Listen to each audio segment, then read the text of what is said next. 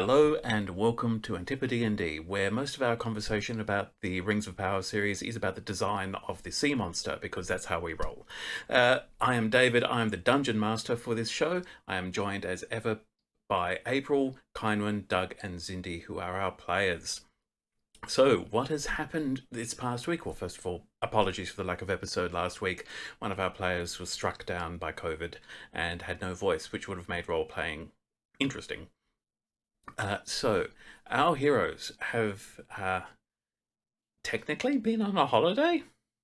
They left their new home of Providence. They travelled north to the city of Heron's Perch so that Orsi could catch up with an old friend who had just travelled across the sea. And then things happened. And things happened even before they got there. There were dragons, and then there was a vampire, and there were a great many things for them to deal with, which they dealt with very well. But it was not exactly a relaxing time away from home. They eventually left Heron's Perch, having been well rewarded for their efforts there, and came home via Rivermeet, where they investigated a rock, which promptly teleported out. And they then just decided to skip town, leaving the chaos behind them that they had created.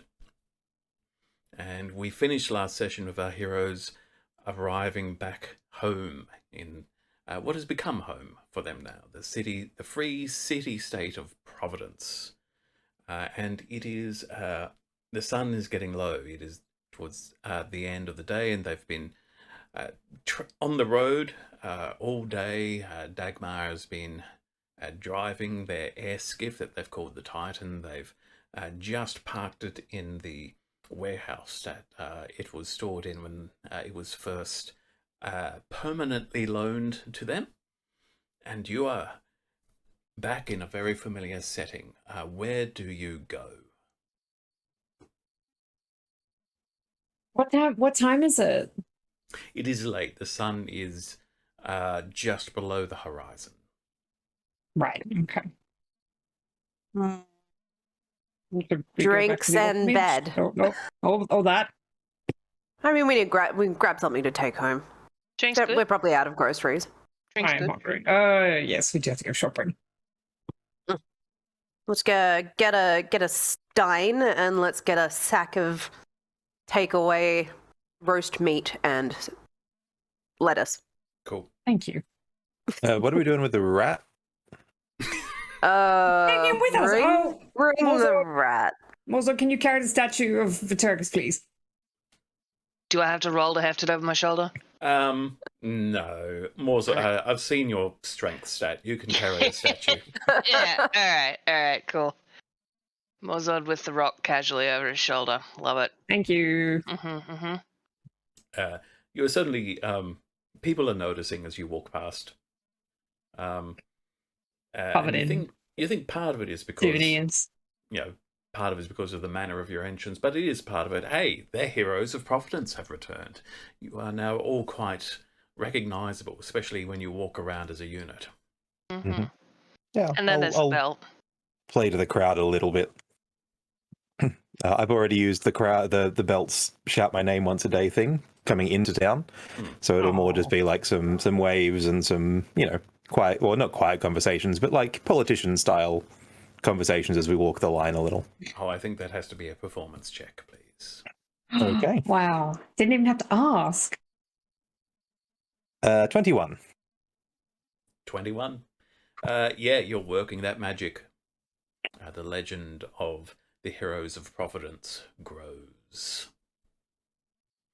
Certainly, if Mozod recognizes anyone, they'll be playing, "Hey, Jim, how's your wife?" So you stop by, probably the Snowdrop Inn is the best place to just grab some bites. It's a bit late in the day to actually buy provisions for cooking for the future, because that normally happens at the market in the morning. But you can easily grab some food for the evening. and you remember that common ground where you stay does provide its own leafy vegetables for eating. Perfect. Cruciferous greens? The name Or of the he's ones got that his are all own the same little thing? carrot stash.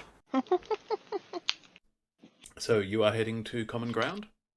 Yes. Yeah. Should think so. Okay. Make sure that everyone's still in one piece. So at this time of day,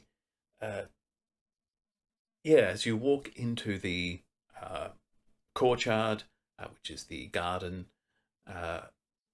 the most of the kids, the orphans who stay at the orphanage, have been sent inside, put to bed. And in fact, the only person you see outside is Dasha Undraig, the god of peace and silence and rest, who has manifested as a teenage dark elf. And as she sees the four of you approach, you can see that she seems to be just sort of standing and enjoying the relative peace that comes over common ground after all the orphans have gone indoors. But as she sees the four of you approach, she waves gently, and then she seems to just turn, and you can probably suspect she might be sending a telepathic message to someone. The girls. At which point you hear a door sort of burst open, and you then see Connie, Contemplation, the teenage tiefling, come running out,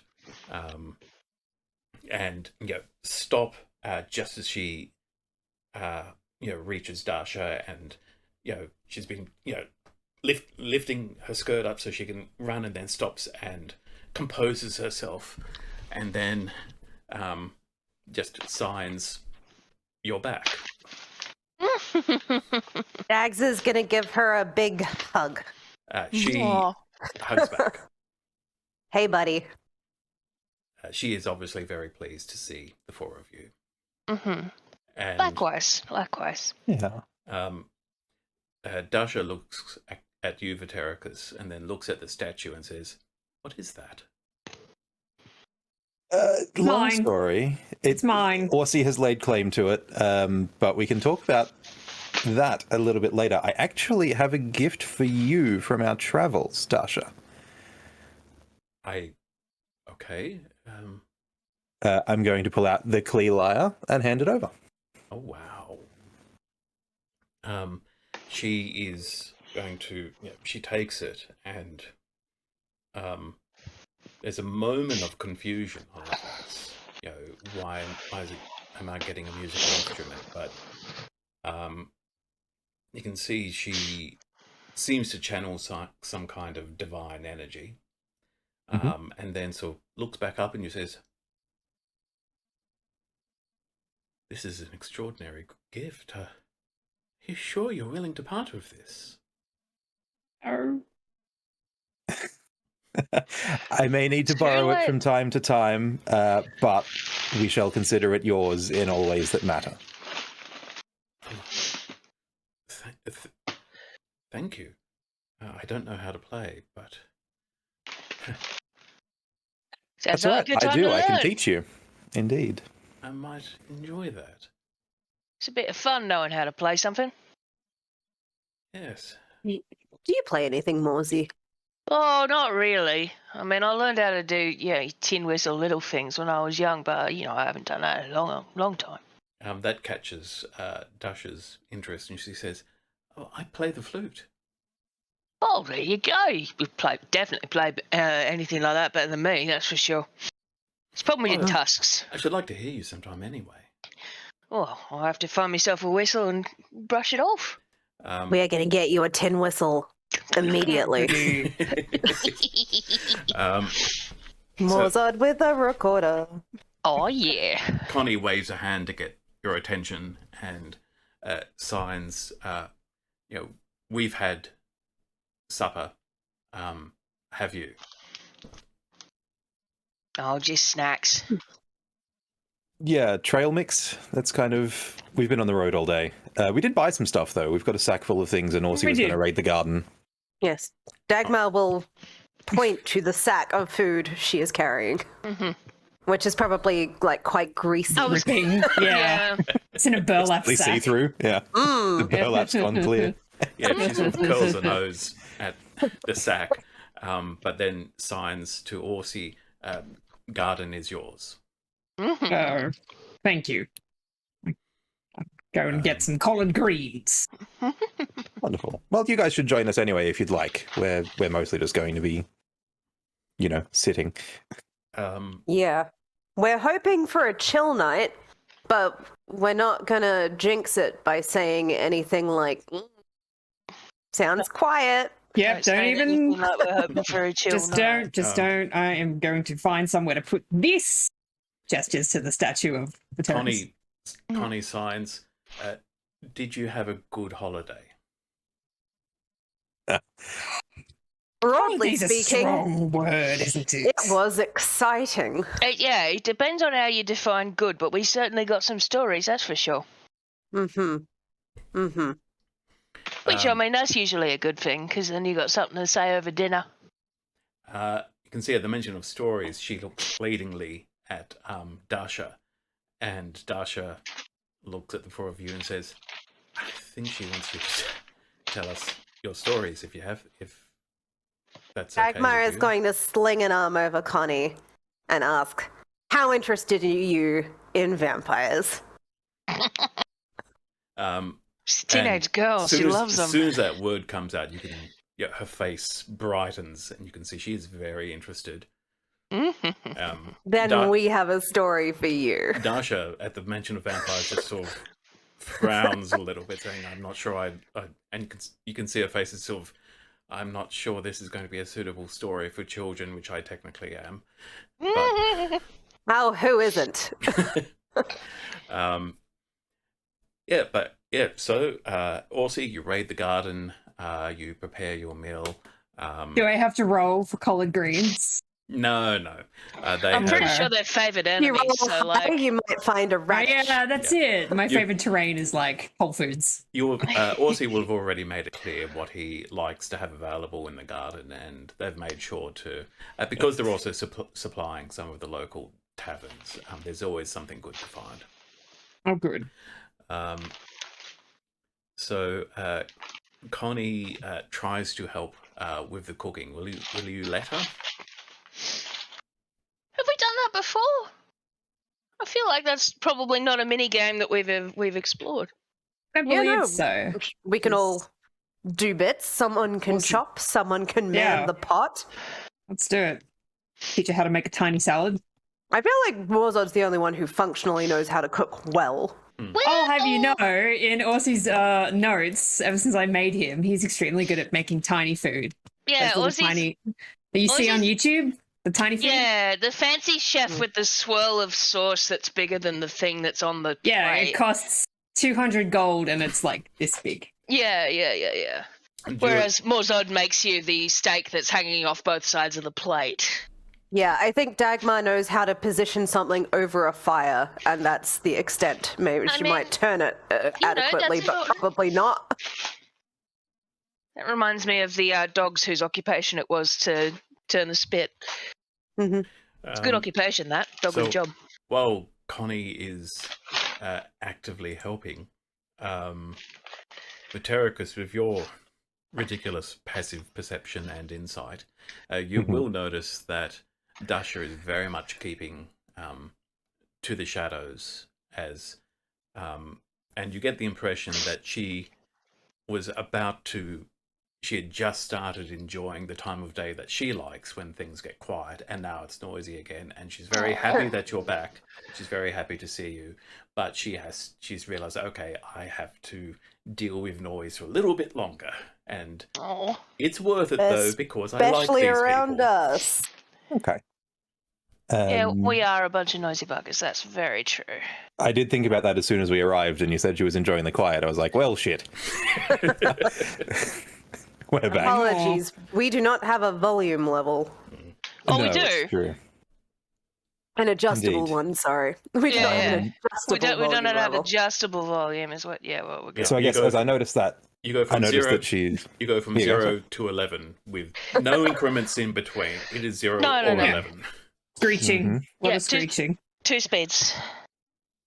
Noticing that, I guess, am I picking up on the wants to hang out with us, but is unhappy with, like, not unhappy with the noise, but is sad to be missing out on a quiet time, or would rather be out in the quiet for a little bit longer and will come in when dinner's ready?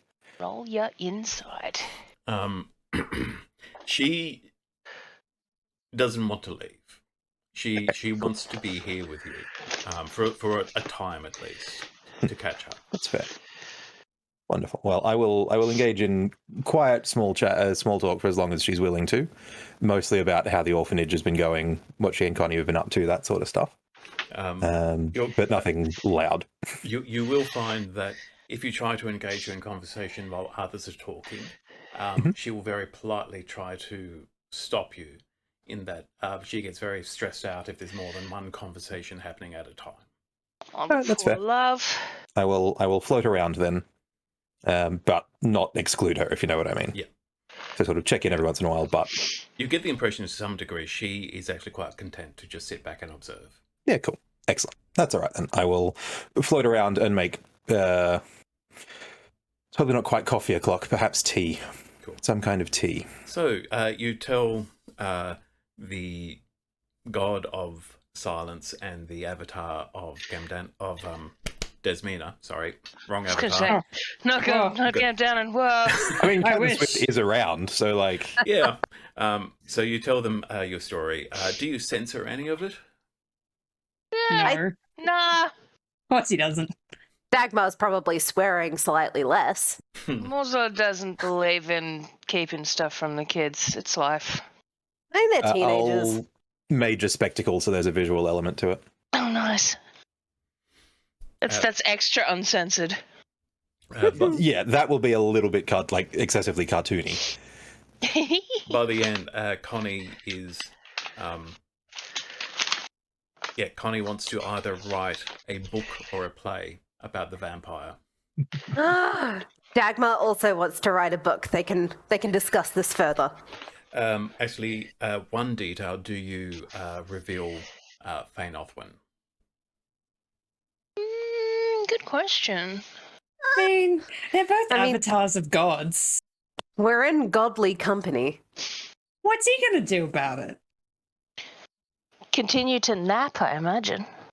Hey, what's he mean- going to be? Disappointed in us again? Do we think they'll be alarmed that we've bullied another god into unconsciousness? Well, when you put it like that, We just keep meeting gods and they just keep going I need to go into a coma for a bit. I mean that's player characters in general, I think, but we can. That- blend we're it not- pretty, right? We're not interacting with Engadon enough, I see, is the problem. Yeah.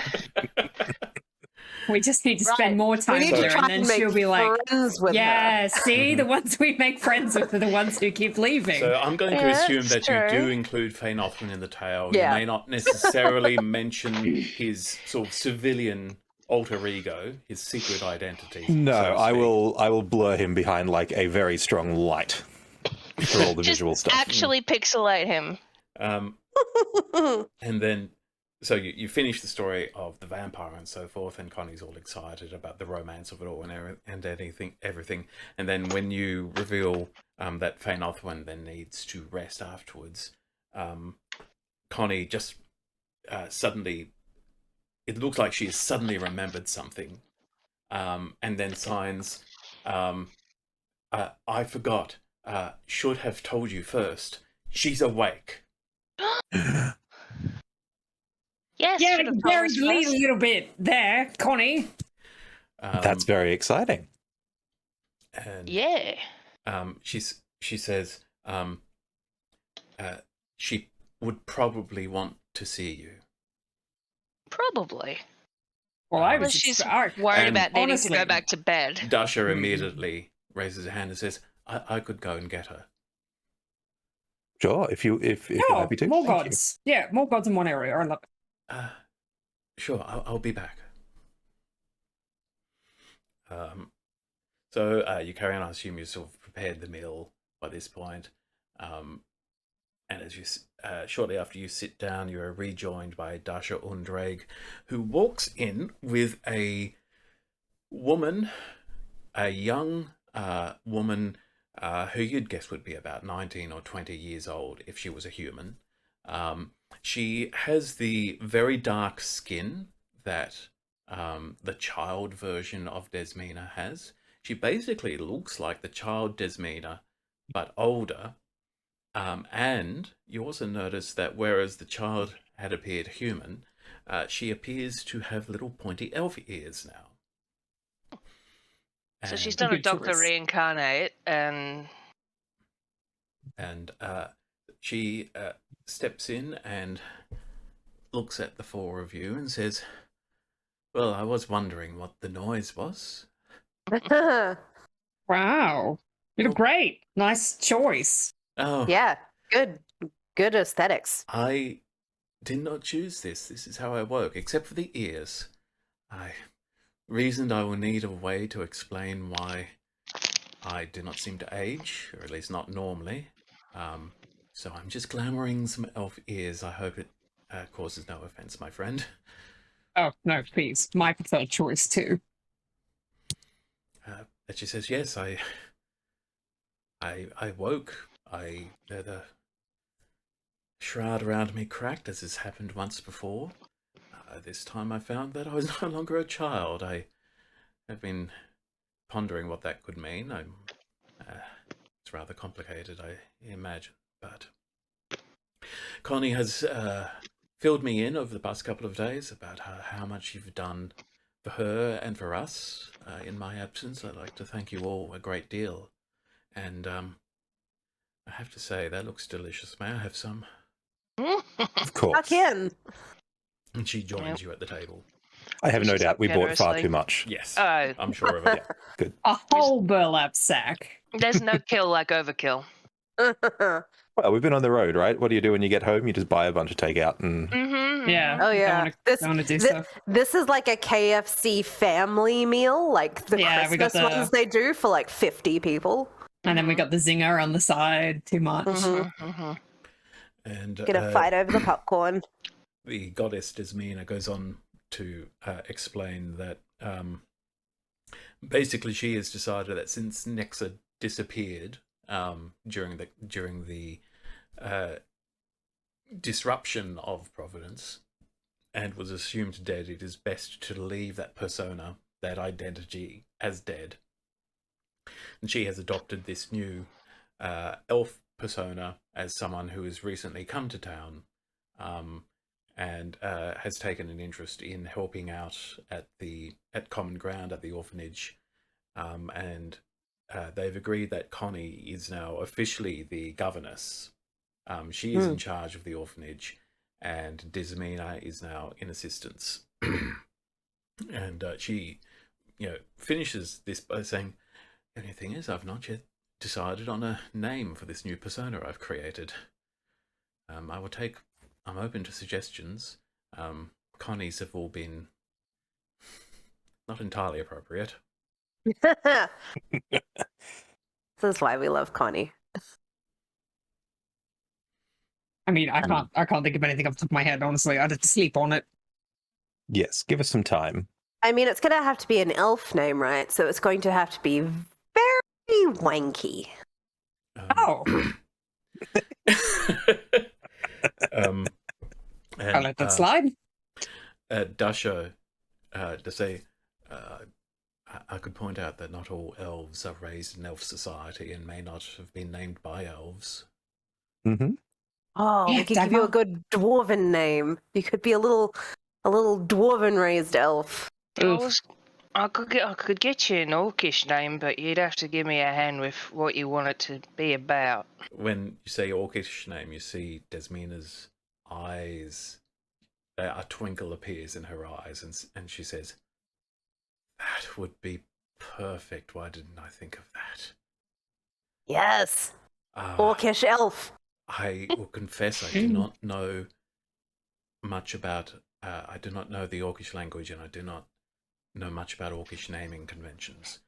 If you could come up with something that is likely to make people distrust me. Distrust you? That's Amazing. interesting. Interesting choice. I mean, we could always just tag on the distrustful to the end of your name. And she says, well, the reason I originally chose a tiefling is that so many people are quick to distrust tieflings. I felt it was a good way to judge a person's character upon meeting them. Oh, and this time you're an elf. Oh dear, everyone loves us. Yes. And she says, Well, So personable, Broadly charming, warming. welcoming.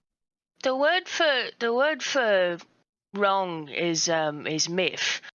For like, if you was called Mythgrod, that's wrong best friend. But God. she says, ever think Mythgrod. about it. Mythgrod. Love that. Oh, Morzad can give you a little makeover with a orc hairstyle as well. He does it for me when we fight in the arena, and it's amazing. She says, I could teach you fighting braids. I have always enjoyed the braids. Mm. We got please. all the kinds of braids here, because we got Aussie with these fancy ones and Dags with the really really pretty ones, and then we got the wool braids. What I can do. Vitericus, Maybe you can have one of each. Vitericus, with your stupid passive perception, you'll notice that Dasha has just slipped out back into the garden. Great, I will say nothing. So the evening goes on a little bit. Desmina is very happy to take on Mythgrod as her Yes. orc-raised elf persona. The wrong best friend indeed. We love her. And I will very quickly write that down.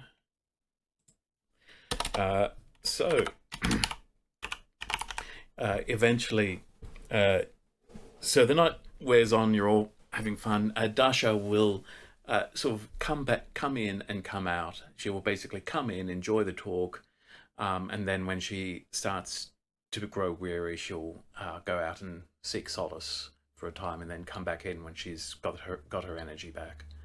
Small social battery, thanks.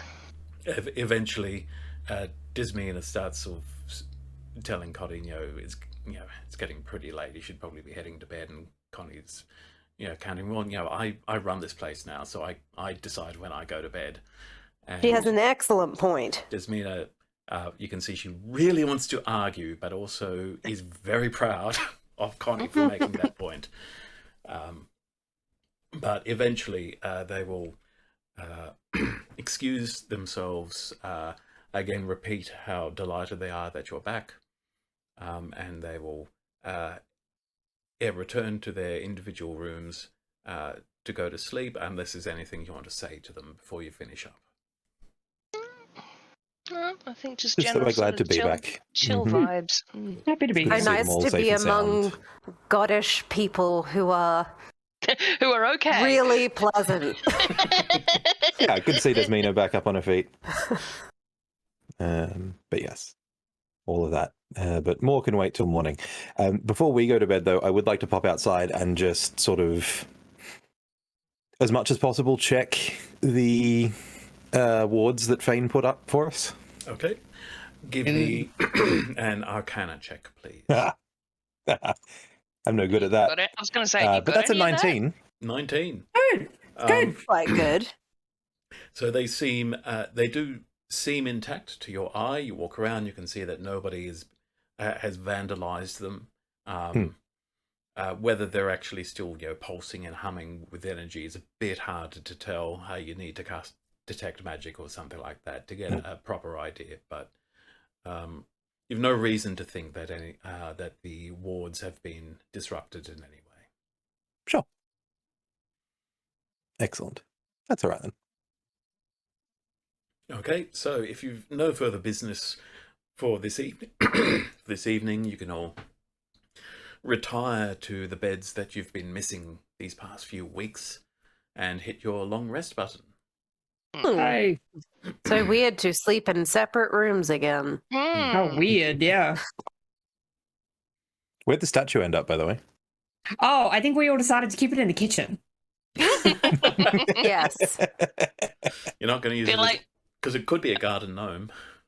that's a very big gnome. No, Ozzy doesn't want it outside because there's creatures outside. The birds are shit on it. Yeah. It's an inside statue. The kids would We play can with it. hang our tea towels on his arms. I was just Yeah. about to say that it would be Correct. like one of those tea towel The butlers. chef Yep. statues. Yeah. Fedora and sunglasses on it all the time. Mhm. Yeah. Okay. We can turn it into a new game and like fling hats onto it like queets. 100%. The next morning, you'll see that as you descend into the kitchen, you'll see that someone has drawn a very big moustache on statue Vitericus, a huge oversized in charcoal. Mhm. What kind of mo are we talking? Is it the? He's is it already like got a moustache. Who would the do Dali? Well, no, because he had the Rock's face. Remember? this? Oh, In fact, he probably still had Viddy's terrible Oh, thin yeah, moustache. actually, no, he probably did. Probably did actually still have the Dick So Valentine he's got like going the on. big Yeah, Dali big, like curly, curls and yeah. stuff. Hmm. Honestly, do I have to ward the statue? Unbelievable. That's pretty good. Hey, Viddy, have you ever thought of growing one of them? Yeah, you should definitely get like a full-on I have like the dwarven problem biker. is the sheer amount of like pomade I need to keep my hair in place on any given day. To apply that then also to my facial hair. Wait, are you one of them ones that wakes up and the hair's all standing on end? Have we just It's never not- seen it? It's not great. It's a whole process. Vitericus gets up an hour before we do just to fix his hair. Yeah, him and Orsi just have a silent Yeah, that's right. understanding. You don't see him without his makeup on, and we don't see Vitericus without hair pomade.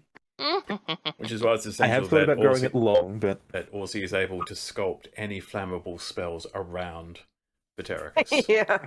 Yeah.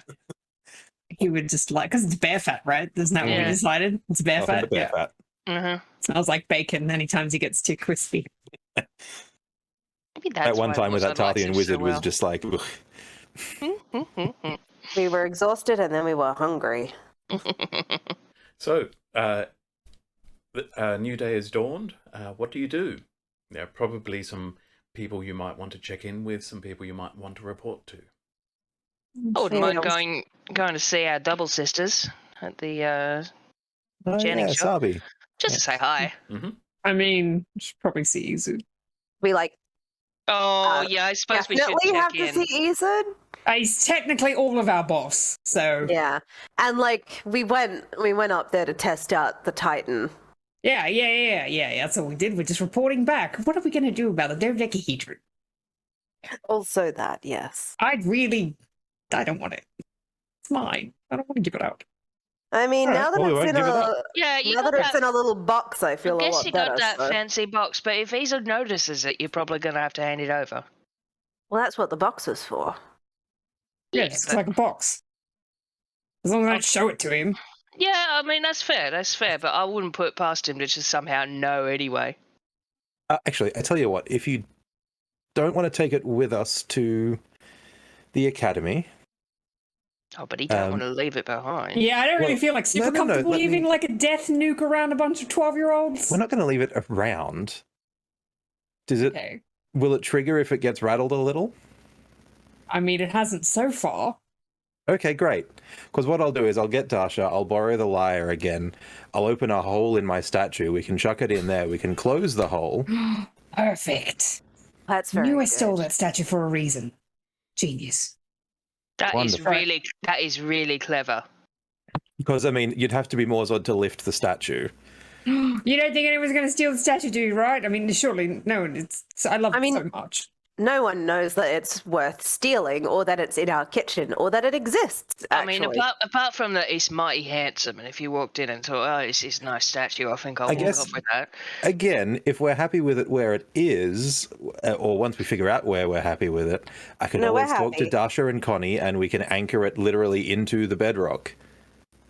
as long as we can unanchor it later, because I do want to take it with me when I build my floating tower. Oh, of course, but that's what the lyre's for. So as long as nobody steals the lyre, we're fine. Cool. Okay, perfect. Orsi has collected her first doomsday device, the first of many, I assume. Mhm. You'll have a museum of them. It's true. Yeah, it's going to be like if his floating tower ever falls down, it's the whole world is going Hey, with it. that means you're the BBAG, because if your tower explodes once, you know. Yeah. So Dasha has already attuned to the lyre, so she will offer to do the stone shaping for you. Perfect. If you could just make like a little compartment, I would super appreciate it. She is curious about what you're hiding. Nothing. Absolutely nothing. Or is he It's just real jealous sentimental. about his trinkets? Yeah. The trinket I found. Ain't nothing. She Isn't Orsi the loves it. box It's very nicely magical. crafted? We are trying to keep it somewhat secure. Orsi, can I get a deception roll from you, please? Okay. Deception. Oh, here it comes. I changed my dice. Oh no! And I regret it. I got a 9. Oh, Changing them back. I mean, we know that Aussie can't lie, so that is 100% it's- his character. it's consistent. Yeah. Yeah. So Dasha was always going to have a good chance of rolling well on her inside because beating a 9 is not hard, but it's a natural 20. Oh, come on. She gives you a look. And she says, "Is it something you've stolen?" No, not technically. I mean, do you steal anything from a dragon's hoard? By the Really? laws of piracy, we inherited it. That's right. She says, We got that thing fair and square. From a dragon. "Is there a danger to anyone here if it's kept here? Is anyone No. going to come looking for it? Is what I'm asking." Oh no, not that. No. Probably not. We killed the one person who really wanted it. Oh, we did, didn't we? Yeah. Nah, it's fine. It's in a lead box. It's fine. Right. Yeah. Persuasion check with advantage because you're being helped, Orsi, because you are taking the lead on this. Persuasion with advantage. Yeah. I changed my dice. Oh, not 20! Hey. Nice. Plus nothing. And On that my Back red to sparkle Mozart. dice. Who is pretty much second to Fainothan in telling the truth, so... so in that case, she is happy to help and also to keep your secret.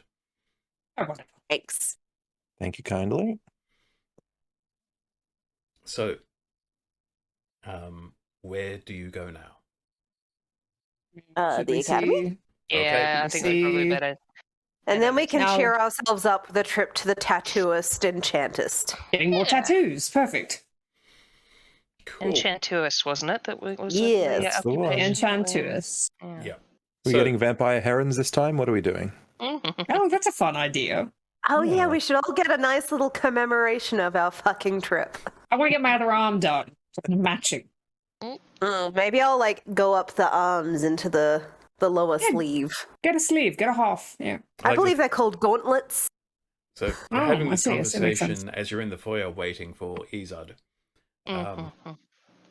And he actually comes in and finds you and says, welcome back.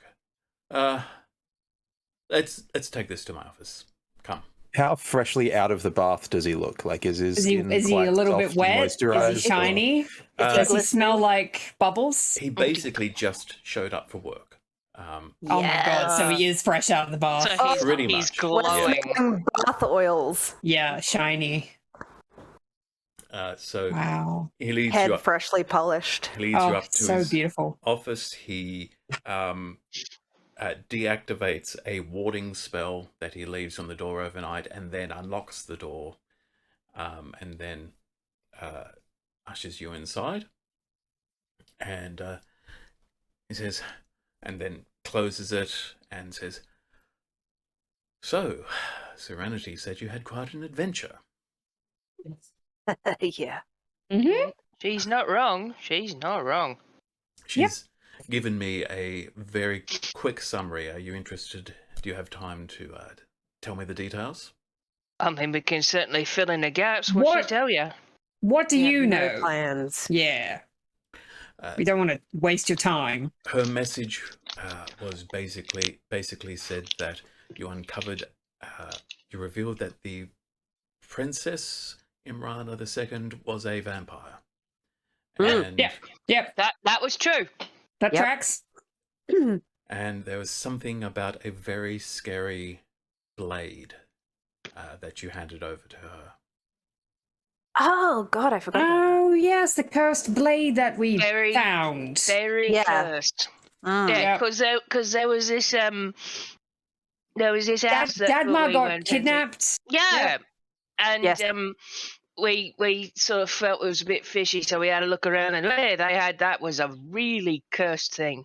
Cool. Very cursed. So you can Yeah. sort of tell Izard about the bounty on Dagmar's head and the fixer and so forth, and Izard. Dagmar is also going to pointedly mention that it seemed like everyone in Heron's Perch agreed that the bounty was like pretty illegal and that it should be like ignored at a And governmental level. Izard says, well, that would be something for the council to decide. Oh, good. Let's have a chat about that, shall we? She will look at the council members in the room. And he adds, and I believe they were planning on meeting today anyway. They'd probably like to know that you're back so that you can be included. Oh, Right back into it, huh? Oh, politics. Indeed. Excellent. We had some stuff to drop off to you as well, Izard. We do. Yeah, the bits and bobs for the circle. Yes, the Yeah, teleportation circle the stuff. teleportation That's it. circle. Yes, I have that. Here you are. Also, the Titan is great. Oh, the Titan. Very smooth, no problems. So we're talking about the teleportation circles. He will say, excellent. Our circle is almost ready to go. That secret ingredient is the last thing we need. I've still been trying to work out what exactly it's supposed to do. Sadly, the notes that we recovered from Tarth aren't complete. I've been awfully tempted to try to use the circle without the material to try to determine the difference, but I've been overruled by the headmaster. I feel like that No could fun. be. Yeah, it's the notes- fine. Send Are the notes a just covered in like pictures of dicks? Oh, many of them. many. So many dicks. Several pages were torn out when they were recovered for us. We believe one of our agents might be trying to sell it to a third party. You might have seen wanted posters for them. Oh, Oh, yeah, no. those other wanted criminals Yeah, those in all cats. the bars and notices. They're cute. They look cute. Yeah, I quite like them. It says, but the infusion process should only take a day, so hopefully our circle should be up and running tomorrow. Oh, fascinating. Oh, We could just go nice. straight back to Heron's Perch. Let's not. Perch or even Tauras, imagine. Oh, yeah. Oh, yeah. It's fine. And then, so there was that material. What was the second thing you mentioned? The works Titan well. The Titan. is great. We love it. He says, excellent. Zugurasa will need to... The phrase she used was dissect. I'm hoping she means temporarily deconstruct with the intention of restoring it to its present state as soon as she's finished her investigation, but it is often very hard to tell with them. Okay, as long as it doesn't run on souls, I think we're fine. Yes. No, well, the whole point has been to test out this system where it simply absorbs the ambient matter that exists in the world around us. And Zurasa is my friend, but if they try to hurt my baby, we will fight. We'll have a great time talking about it. Oh, sure. He says, well, I cannot make any promises. That's all right. However, this is necessary if we want our the city's airship to no longer be permanently grounded. I think we do need that arrow in our quiver, so to speak. Agreed. Can you Was there imagine a- Zarasa and Scooter together? Oh, bless. Scooter. Was That would there, May we see him again? Mm-hmm. do you have anything else to report? Do we have anything else to report? I don't mean, think so. Oh, the Have we bloodweed. told? The bloodweed, and have we told Izard that Parthian witch was trying to stir up political dramas? Okay. I think at least some of that would have come through the It's pretty big, retelling, yeah. retelling of the vampire. What a thing. good point. Izard, I have good news. I have added to my collection. Cobra Fenn's new mask right at the front of the little stack. And he says, "Is that her new mask?" It was. It was her new mask. Oh, Ex-Tarthian. Former. Just pining for the Supreme fjords. descended Cobra Fenn. I know a lot of people who would very much like to see that go up on display on what was the Panopticon. Mm. Yes, that is. We could have a potentially- replica made. We could have a replica made. We could that have is like true. a cast made, yeah, we could do that. Yes, one of the things I want to talk to with the council is how we're going to break that news to the city. Well, And how loud should the trumpets be? Mhm. he says, "I'm very happy to not be involved in that decision." But you mentioned bloodweed. Oh, yes, that's what we're I- calling it. We did tell Isa the first time we came back the story about the lizard and shit, didn't we? Yeah, we've mentioned it before, Oh. but I don't think he's ever heard us call it bloodweed. Yeah, we coined It's that. advanced. It needs a name now. Yeah. It's a thing. So you'll Yeah, basically so... fill him in on everything you've discovered. Yeah, tell him about the zombies. And we got a rat. Yes, from It's a- Baldwin, who's doing reasonably good work out there. And he says, It's a really creepy rat. This one. Oh, I like him. Oh, he's- Specky. Yeah, oh, we he's brought him with us. "How is Baldwin?" Yeah, he seems to be Dressed. doing well. Yeah, it's all right. Better Seems to now that be he's not doing eating well. the weed. Having a good time with all that science and stuff. You can tell that he loves it. I have to say, I'm He's hanging out in Oh. a shed full of rats eating each other. Like He's it's having a not. great He's not time. healthy. No, it's fine. look. Given our past experiences, I'm just impressed he's still in one piece. That's all I can say. Exactly. He was only a little bit burnt in places. He still had one whole eyebrow. Also, we did, funny story. We did bury into the floating rock in Riversmead, and it did turn out to be a craft of some sort, and it did disappear, and it did drop tons of material onto Rivermead. It wasn't our fault. I heard that was someone completely different who did that. We Morzog's were lack of around when it happened, I think. We were passing through. We did Morzog's see lack it. of eyebrows go up. He's interested that Ozzy decided to say that. He says, Yeah, I thought we were keeping that on the DL. says "Was anybody hurt?" No, Maybe some we- minor injuries, we- no deaths. We rescued a bunch of people Is this because we were passing by. something the Academy might have to offer compensation for? I don't think so. Nah, mean, no the- one knows it was us. They gotta make it compensate me because I lost my chance at getting, more information on that technology. But whatever, it is what it is. Also, these like shiny dudes were super terrifying and going to like murder We us told- straight up. we Did told they Izard mention about something the- about murdering everyone else? That was Yeah, there was we some told real Izard dodgy about- talk in there. About the Feywild's metal dudes, right? Like where we found Auntie and Uncle. We told them about all that stuff, didn't we? I'm pretty yeah, sure you we did. did. Yeah. Yeah, So yeah. he's going to say, "Well, it feels like this sleeping threat has awoken. It's just a question of where have they gone? Wouldn't it be They nice?" definitely think that they are better than people made out of meat. That was a vibe I got. It would be nice to imagine they've decided that you've convinced them that this world is more trouble than it's worth, and they've decided to go elsewhere. Yeah, we us running away from them definitely did that. We can't rely Well, on they also. Do you think their boat could get back to the Feywild though? Maybe. I don't know. You reckon it's I don't stuck know anything between? about floating metal. Who knows? He says, "I'll pass the word on all pathfinders to look for any evidence of either a giant rock or a giant metal thing. that It's probably not a do rock let me know. anymore, yeah. Do let me know if you see anything. he also says, now, do you tell him, in terms of, tracking the red weed, that it seemed to be coming somewhere from the west? Yeah, we'd Oh, probably yeah. Yeah, we'd absolutely. piece together about that. He'll say, well, I have another team of Pathfinders in Kai Withel. I can message them and have them do some investigation around there. Pathfinders and Kai Withel? Make sure you tell them to be real careful, though, because that red weed's no joke.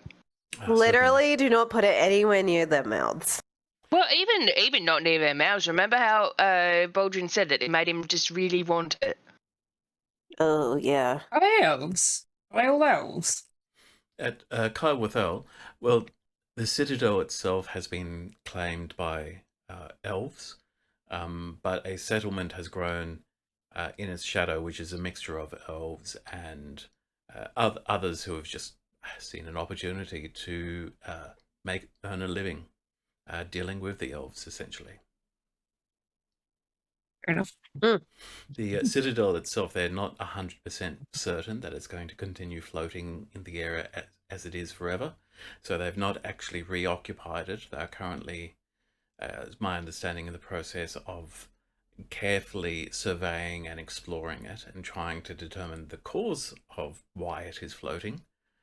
And as a part of that, I've had some Pathfinders on site to assess any discoveries they make of magical artifacts and ancient knowledge.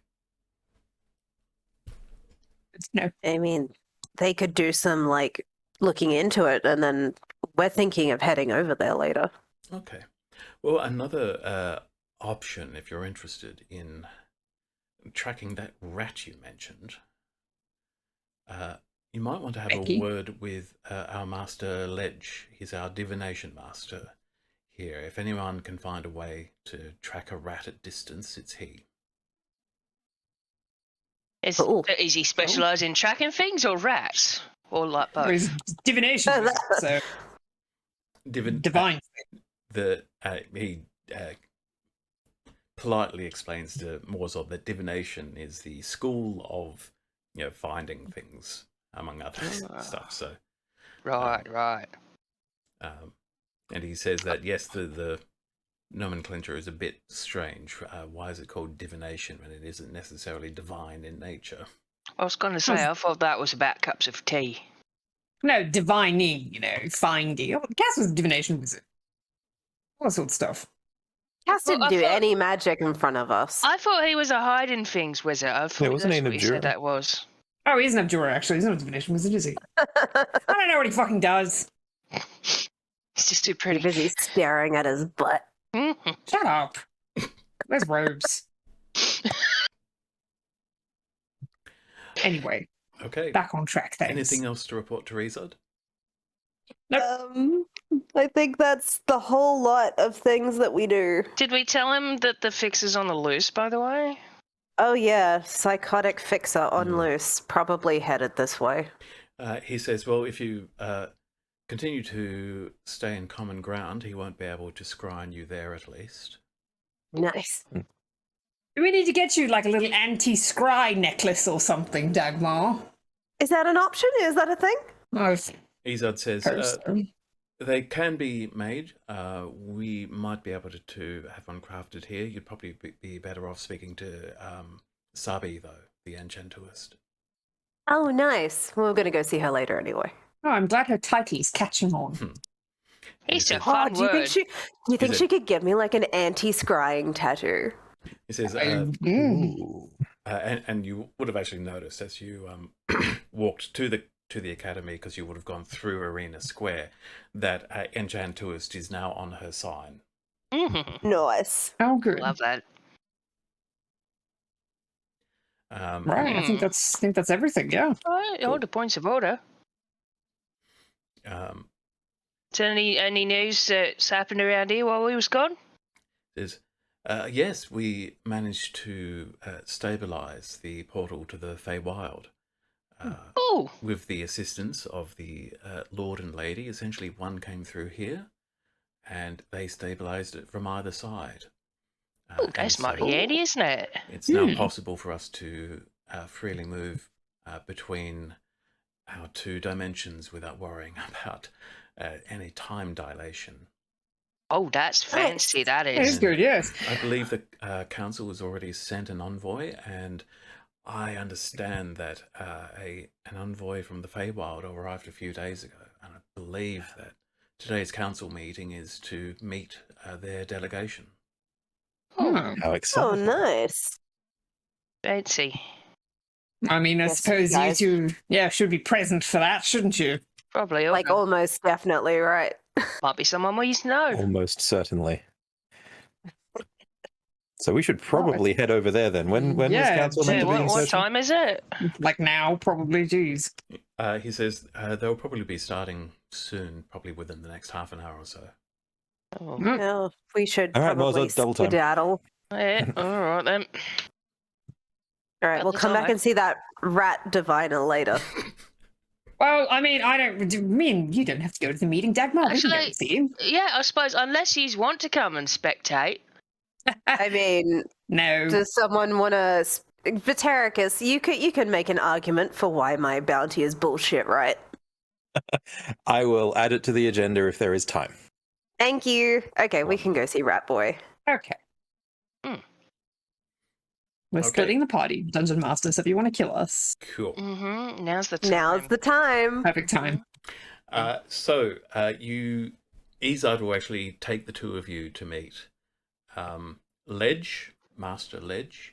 He is Master a Ledge. he is a tiefling. He looks to be in his 50s or so, with a sort of rust-coloured skin and big Ooh. curly sort of ram's horns. Oh, nice. Handsome. And as he walks up, he'll say, Izard! What have you brought me today? Izard says, well, these two have a challenge that you might be up to, I believe. I'll leave them with you. I need to get back to work. And so Ledge looks at Tiffany and says, all right, what have you got? Dagmar will put the caged rat on his table. We need to track a deranged rat. His name is Specky. And says, Yes. you need to track it. I assume you're talking about not just watching it as it goes for a wander. You want to release it and then... Yeah. So the thing with this rat is that it only goes in the direction we want it to go when no one is looking at it. Have you heard of the red weed? He says, yes, I have been hearing some rumors of this weed that supposedly drives people insane. Well, that's well, what this- that is. This rat ate most of its friends, and then settled down. And now it keeps trying to get at what we think is the source. So we need to free it and then not lose it as we follow it back to wherever it's desperately trying to Right. get Some to. sort of tracking spell. So you need to be able to follow it without it knowing that you're following it. That we're looking at. Exactly. Right. Like, I don't know if it can sense a scry. Who knows what sort of supernatural powers that it has. Right, well, Also, obviously... like, it's very infested with something bad, and we would like to not lose it and let it, like, run rampant. Well, you've got your obvious spells like there's locate creature and locate object and so forth, but they're very limited in range, so... I have been working, well, when I say working, I mean speculating about a proper tracking spell for a sort of a catch and release scheme with some of the local naturists. Trying to learn a bit about some of the native creatures, a way to, basically find out what their patterns are and their lifespans and that sort of thing. We've yet to find a good solution, but we've been. Look, if you leave this with me, I'll do some development. We might find a way. What I've been thinking of, if we can find a way to attach an object to the creature, like a little band around its leg or something, and then use magic to form a kind of bond with the band before releasing the creature, so that you can then find the band later, and therefore the creature is attached to, assuming it hasn't taken it off. That could be a lot easier than just wandering around spamming your locate creature spell and hoping it shows up. All right, I'm Sounds gonna. good. Sounds like a great idea. You want Yeah. us? Shall we leave the rat, or Maybe not a band, maybe a little collar with a bell. It says, "Oh, it'll rats come, have very come down to the pointy need. heads, It'll come down to the needs of the spell." Fine. and like the shape of the rat? I think we should consider the fact that the rat's neck is the same width as its head. I'm not sure I want a rat. Right. Okay. I guess I'll. We can take be Specky. We can take Specky. carrying this rat. Yeah. Okay. Great. When should we check back in? Like a day or like a week? Or... It says, "I'll get back to you. Spells can take a while to work out, you understand." Absolutely. Just send me a message. All selected bottom. You know me. No problem. Wonderful. Meanwhile, Vitericus and Morzod have arrived at the arena, which is still the temporary house of seat of the council. You find you are a little bit early, but pretty soon the other councillors arrive. They are pleased to see you. They applaud your timing because now this is the day when the delegation from Rathcrunan will be formally introduced to the city council, so it's good that you're all there. They also know that they have a few decisions that they need a full body for. Some because they disagreed on them, and some because they're too important to be left to anything other than a full council. Good news, by the way, we have managed to shore up relationships with Heron's Perch in a reasonably helpful way. So the current Council of Providence is made of Vitericus. There is Tharic Coldsteel, the dwarf who was the only incumbent from before the disaster that claimed most of the council's lives. There is another dwarf called Holiday Brightflare, who is a tavern owner in the Sea Ward.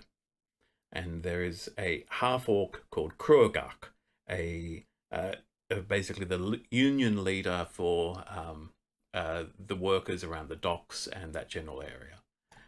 And they were voted in because they're very well respected. We love a union, lad. And of course, the fifth, essentially the tie-breaking councillor, who is not officially a member of the council, but has been recognised as having the authority to break any ties that come in the votes until they're able to finally get a full a proper fifth council member, is Morzod. So as the five of you gather and sit down, one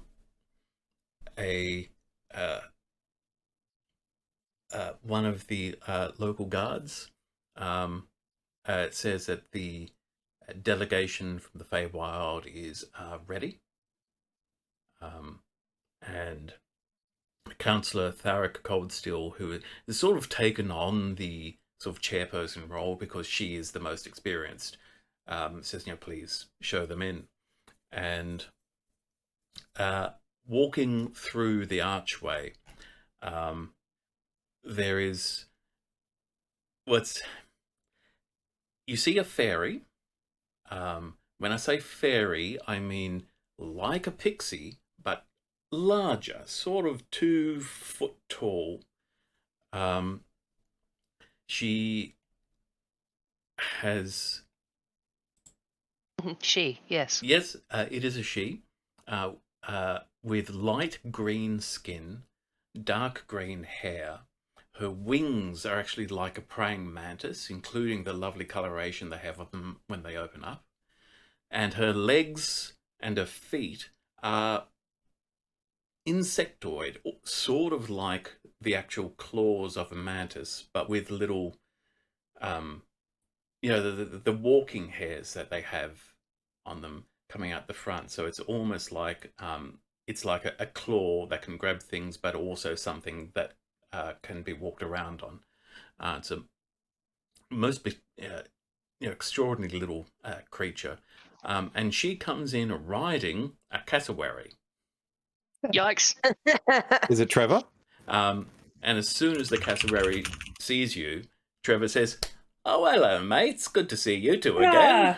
Trevor, my Yay! friend. And immediately, the fairy it says, "Excuse me, I've not given you permission to speak." And Trevor says, "Oh, sorry, ma'am," and goes quiet.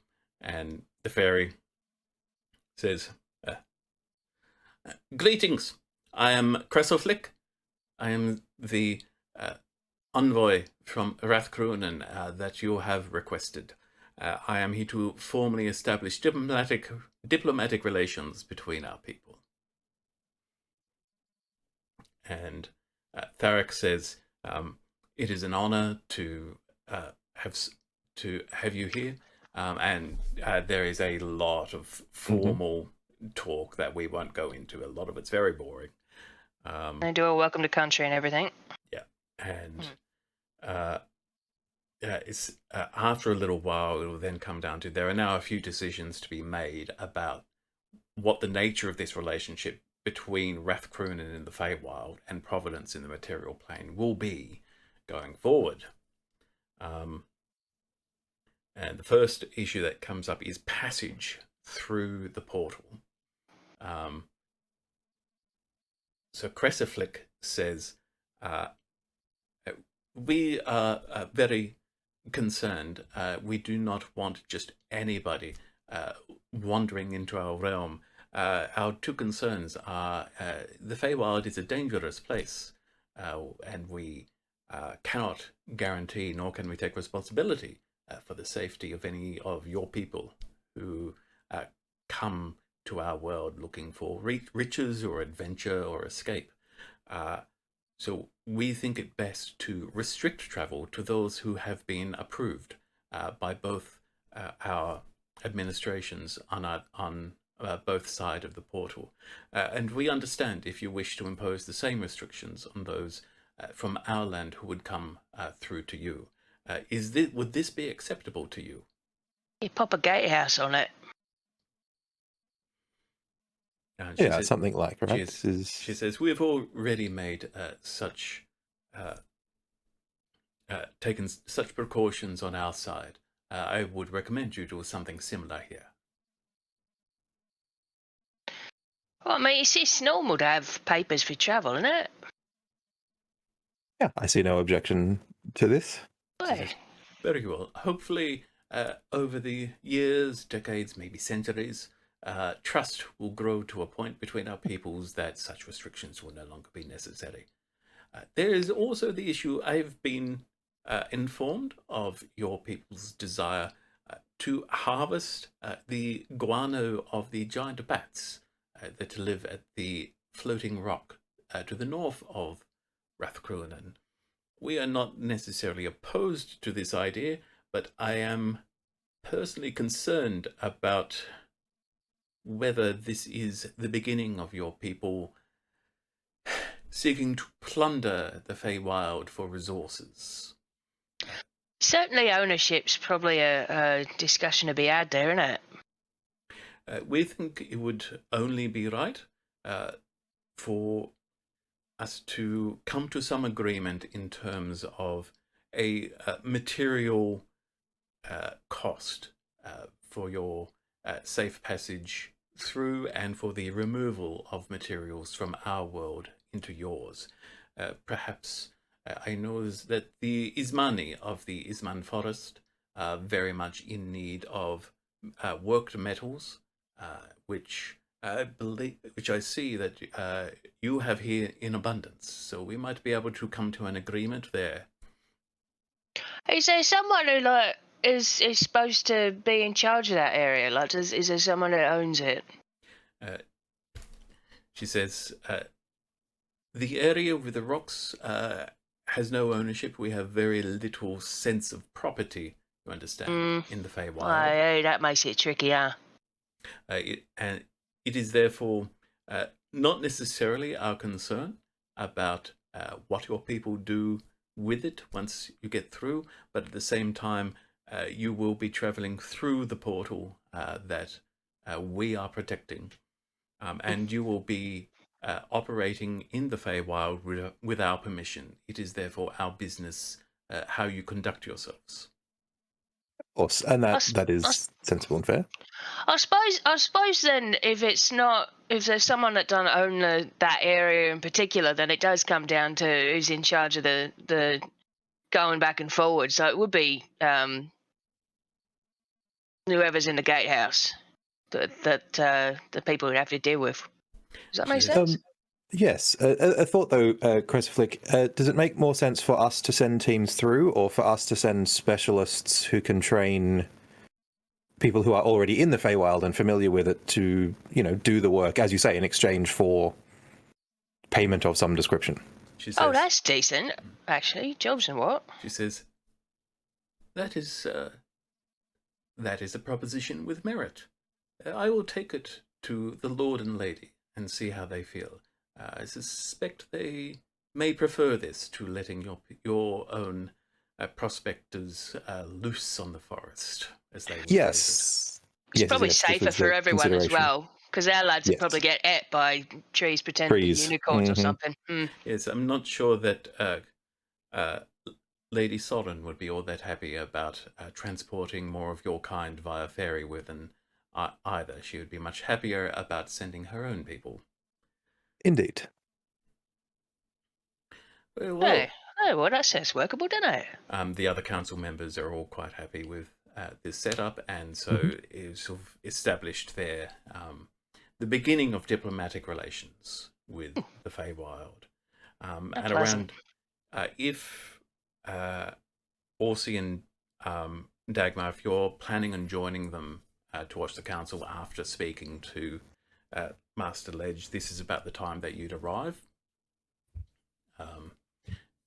So if you do, you would be there just in time to see Trevor walking out. Oh, are we going there, Dagmar? Or are we going to go do something fun? Shall we go get our hair done? Oh, let's go to the salon. Should we get manicures and get our hair did? Yes. We're going to go have a spa day. Bye. Okay. Yeah. We'll go back to I've been meaning to do Morzov. this for literally a year. Okay, so there are some other council decisions that need to be made, and we'll go through those fairly quickly. First, after the delegation from the Feywild leaves, a petitioner is brought in. It is Captain Rala Swift. And she is basically bringing a formal request, a repeat of her formal request for the final deeds to be handed to her, giving her possession of the Tarthian frigate. And you get the impression that the council has been stuffing her around. In your absence, the council has been dragging their feet on this because they quite like having her in the bay to help ensure the defense of the city. But she is very much saying, I do not want to be tied down to this place. I am happy to work with the city. I am happy to fight your enemies for you, but I cannot do it if I am just anchored in the bay this entire time. And she proposes that you hand over, you formally hand over the ship, and that you issue her with a letter of marque, which would give her permission to attack and plunder the enemies of Providence, which would basically boil down to Tarthian ships and pirates. Only if she takes the title Rogue Trader while she's... Has she got a new hat yet? No, she gets that with the writ. She needs a bigger hat. Yeah, we issue the hat when we issue ownership of the ship. She's continuing to wear a bandana. She seems happy to be a bandana pirate. Well, not a pirate, a bandana captain now. Bandana privateer. Bandana, not pirate. You can't captain a frigate in a bandana. She needs like the No, biggest no. hat imaginable. If they're gonna give her a frigate, it comes with a hat. Good, yes. So, That's how that works. as it'll come to a vote, and two of the other councillors, that is Tharic Coldsteel and Huldane, the tavern owner, they vote against issuing a letter of marque, and they are basically holding out. They want some kind of they're sort of arguing that the Tarthian frigate is the prize money for it would be something like 10,000 gold or more, and it seems If you only can fair find that someone R'lyeh, who's going to buy it. give some of that to the city, or find some way to compensate for, just what an extraordinary gift this is. However, the Give it 10 half-orc- minutes on the sea, it's fine. the half-orc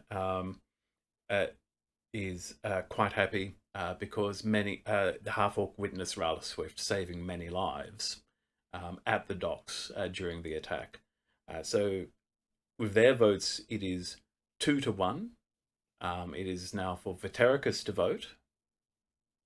Yes. I think... is there space for counter-proposals? They will listen, yeah.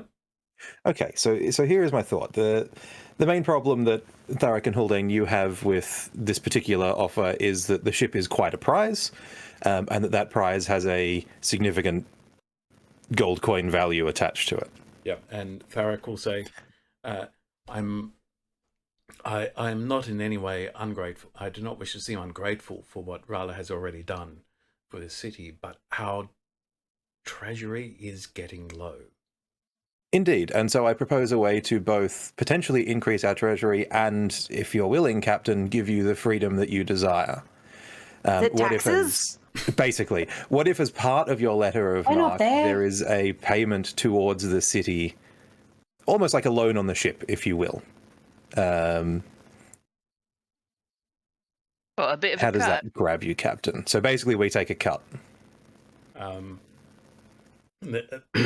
So the captain says, so you're saying, in terms of the prizes I take while at sea, you would want a cut of those?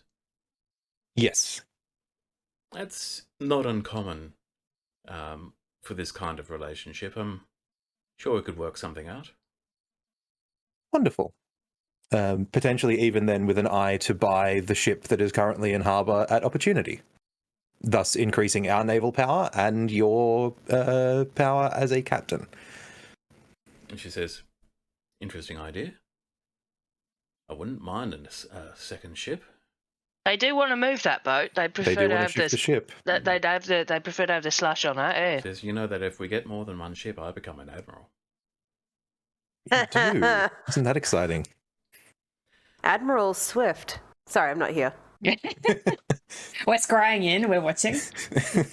Dagmar has entered the In the- liminal space while Morzod's in They're person. in the spa with the mirror there, and they're both Yeah. like with their nails. Got mimosas, yeah. We're having That's brunch. exactly what we're doing. Yeah. Mm-hmm. Either that or you're Columbine and Magenta.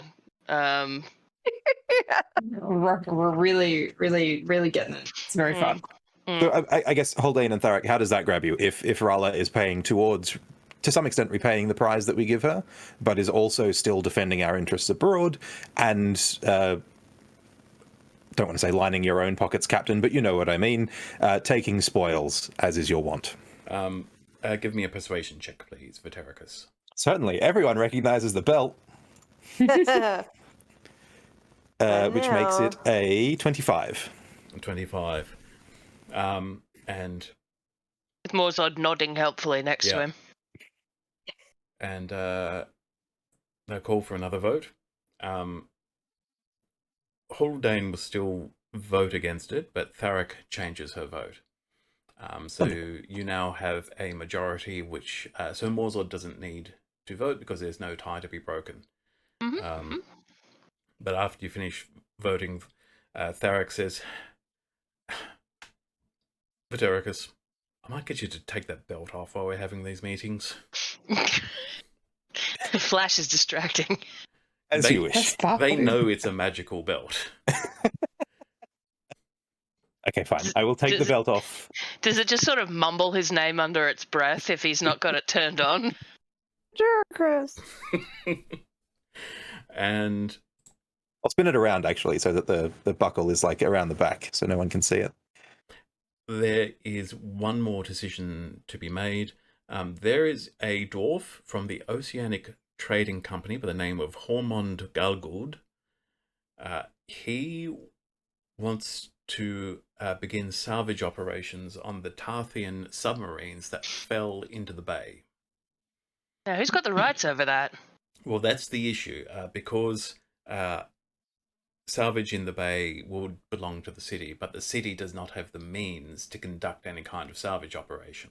Get the city to employ those guys. Well, there's the thing. He is asking for 80% of the salvage, and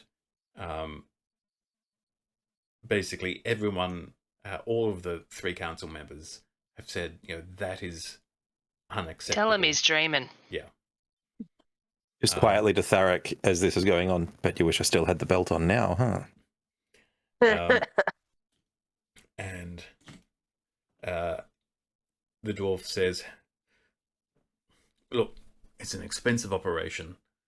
In addition to the rigs and so forth, they're obviously the cost of spells and potions for water breathing. The fact that this is a very cloudy bay we have, it is going to be very difficult to see. We need ideally potions or spells that can give our people blind sight while they're down there, not to mention protection. What if the Leviathan of Gamdanan decides to swim by while we're engaged in operations? There is a I don't think 80%'s going to help you if he decides to swim by, just saying that. You should say that you realise that he is not necessarily going to be the person in the water when that happens. He is running the operation. He is not conducting the actual salvage. And he says, look,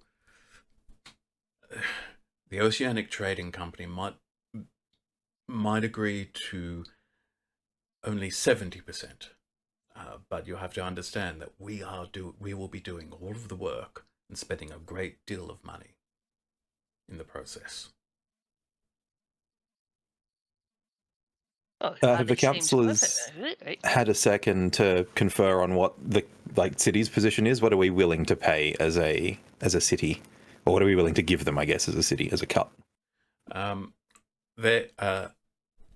Hormond is happy to sort of step out so you can confer among yourselves. Wonderful. So Tharek and the half-elf Kruagak will say that they are content for they will let the Oceanic Trading Company take 60%, and the what's his name, Haldane will say that he would prefer something more like 50%, because by right it should all belong to the city. Indeed, although as Hormon has quite rightly pointed out, the trouble with that is the city can't get to it. What if we offered? This is a little bit beyond perhaps what we are willing to spend, but what if we offered 60% and offered to defray some of the initial cost? Tharek will say,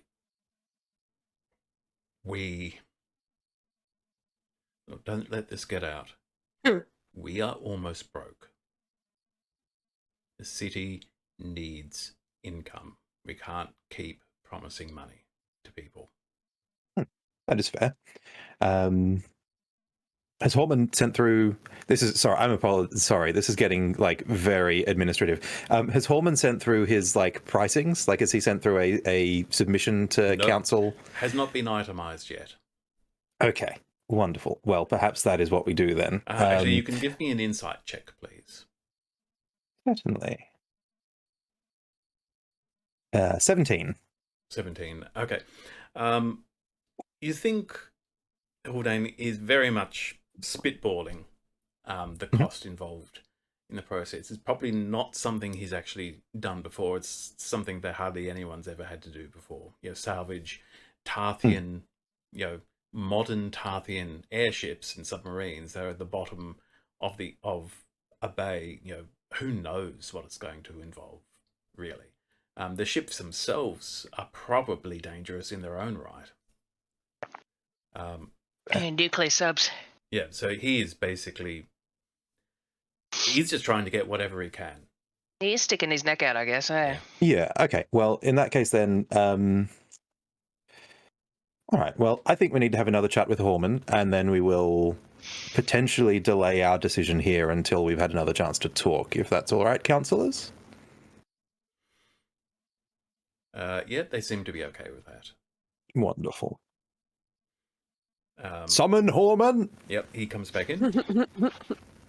Wonderful. Horman, my friend, what are you expecting your initial costs to be? You're talking a lot about your initial outlay, but we are yet to see any sort of itemized bill on what that's going to look like. He will say that basically the first thing to do will be the initial survey of the area. Where has everything fallen? What is the current condition? That first survey is probably going to cost about 20,000 gold. A lot of potions and shit. There's a lot of potions and shit.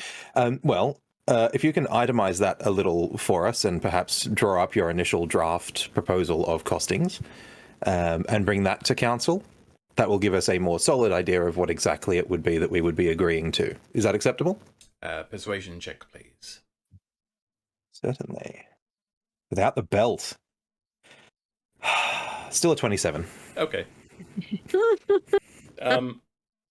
He begrudgingly agrees. He's a bit annoyed at having met someone who also knows how to do business. Yeah. Doug went to uni for this shit. Vitericus just has a good mind for it. Because he knows that this council is made of, basically commoners and civilians. He was hoping to basically just have them nod. Yeah. But yes. he will agree, and he will he promises to get back to the council in a couple of days. Wonderful. In the meantime, if we have any questions, where could we find you? He says he is staying at the Oceanic Trading Company has a branch office up in...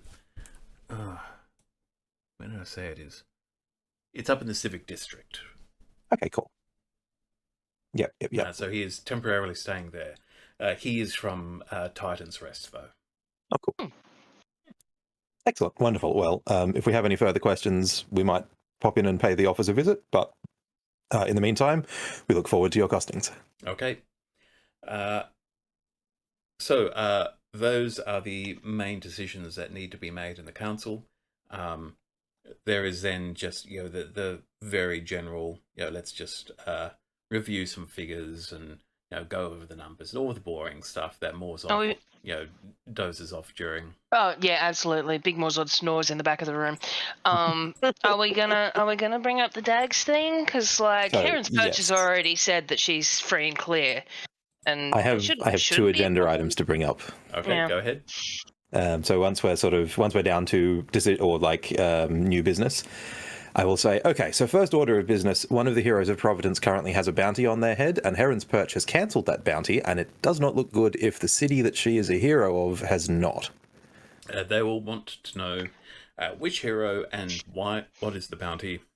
Explain that. What is the reason for the bounty and the nature of it? Yeah. Why? They basically want the details of why. Yeah.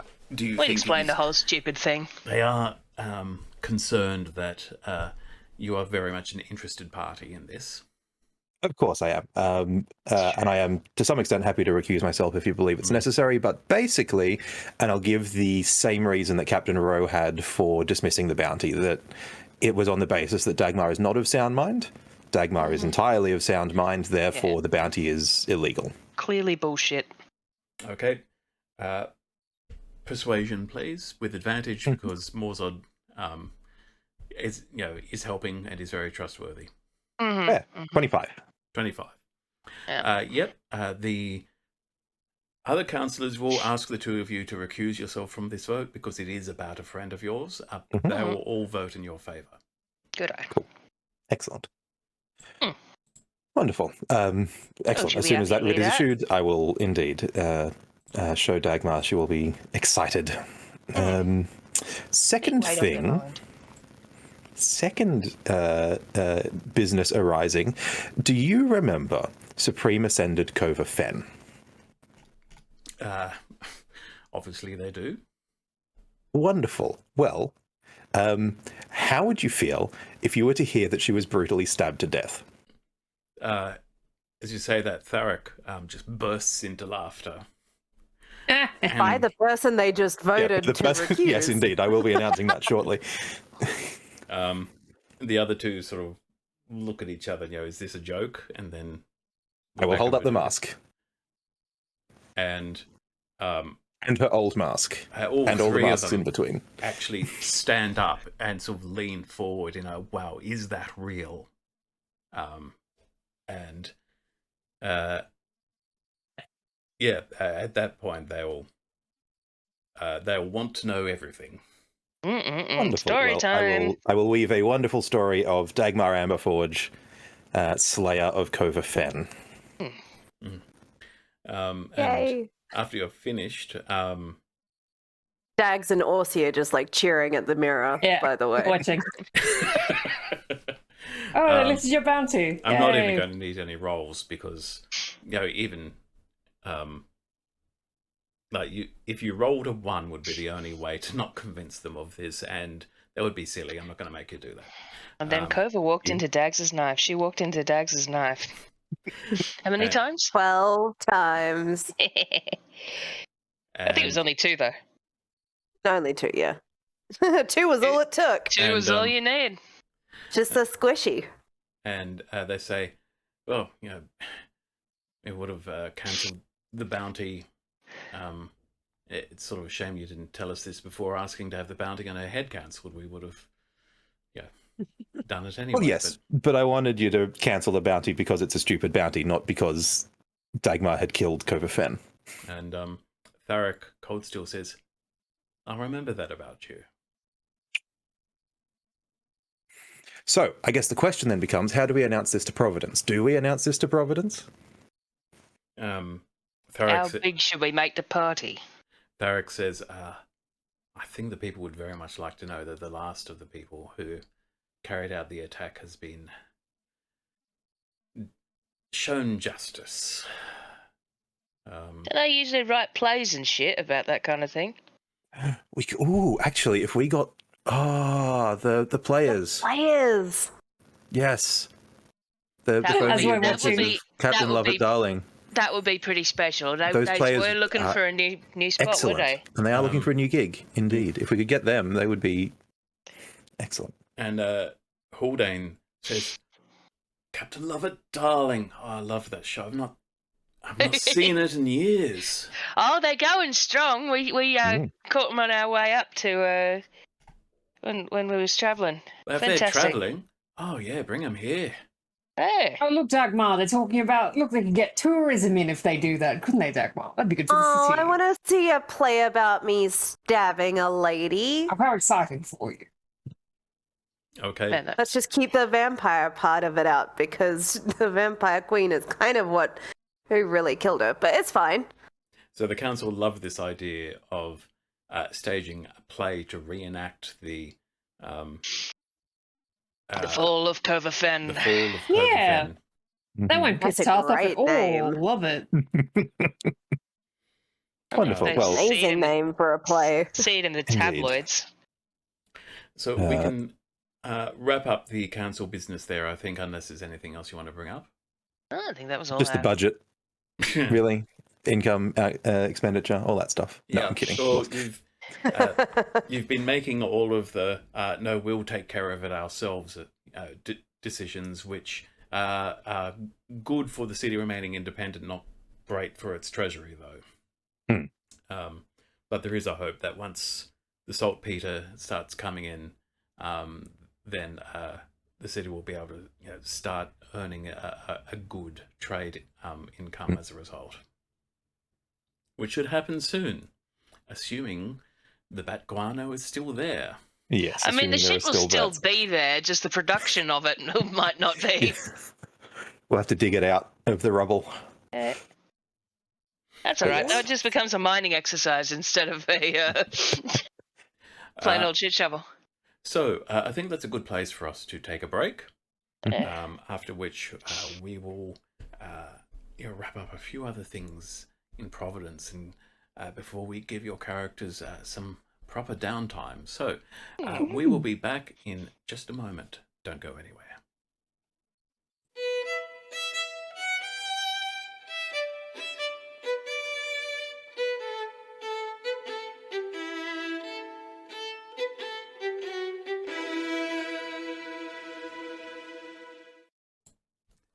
And we are back from our break, and we are done with D&D politics, and it is time to see what crazy shenanigans our heroes get up to next.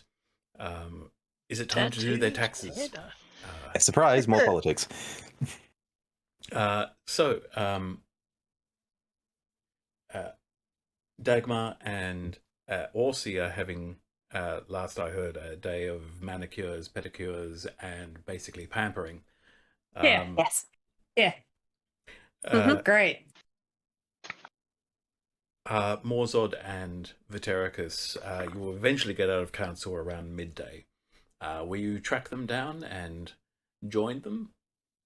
Did they tell us that they were going to go get their hair did? Don't think They they did I don't not. think they did. No. I suppose we could just kind of coincidentally meet at the Enchantuist, because that was on both of our set lists. It Agendas. was, yeah. I mean, should might- should I send them a message? I could send them a message, Dagmar. Ah, if you feel like it. I don't. I don't so know I'm if not going anyone to. wants to. I don't think the boys want acrylics. No, I mean like where to meet them afterward. Oh, and we'll just go to Sabi's, right? All right. I might walk Greenward for a little bit, actually. Okay, Just chat to the people in my electorate. cool. You can Told you there was picture more it. politics. Yeah. Press the flush, politics kiss some never babies. stop. Nothing major, just like spending half a day out listening to people, that sort of stuff. You know, what problems does Half a Greenwood have? day. Oh my. Well, you guys are God. off getting pampered for half a day. I may as well go and do some work for half a day. I suppose. Dagmar is getting her hair redone in glorious ginger, so that will take a couple hours. What's he's not going to get his hair cut? He's going to grow it out. He's going to get the ends trimmed though. Keep it neat. Nice, yeah. Split ends. Got to keep yeah, an eye on them. Going to go back to the full length, I think. Yeah. I love that for you. Take me like I don't know, 20 years or so, but not too long. I think you look so pretty with long hair. Thank you. I miss my long hair. Yes, we need more Mhm. elves with long hair. Amazon. I Yeah. like the short hair. I want my long hair, God. pretty elves. We stopped being political, guys. I mean, I'm loving Rings of Power, but I do. We're not getting into this now. But I would like more elves with long. just- I would I like just more don't men. think you would live The- for the politics- 3,000 years without Politics changing were your hair over. up. The politics were over. Please, we can't I keep want- doing this. I want men with long hair in The in other film and lad TV. has long hair. Yeah, I know. He's beautiful. He's stunning. Anyway, I can't wait to see Buzz cut Eminem elf. I think he's a I trendsetter. miss Lee Pace. I'm non-sarcastically into it. I want Lee you Pace back. gather, you reunite at Sabi's shop, combination magic shop and tattoo parlor. Fancy meeting you guys here. And so you see, Morzod, that's why elves should have long hair. I certainly see your points.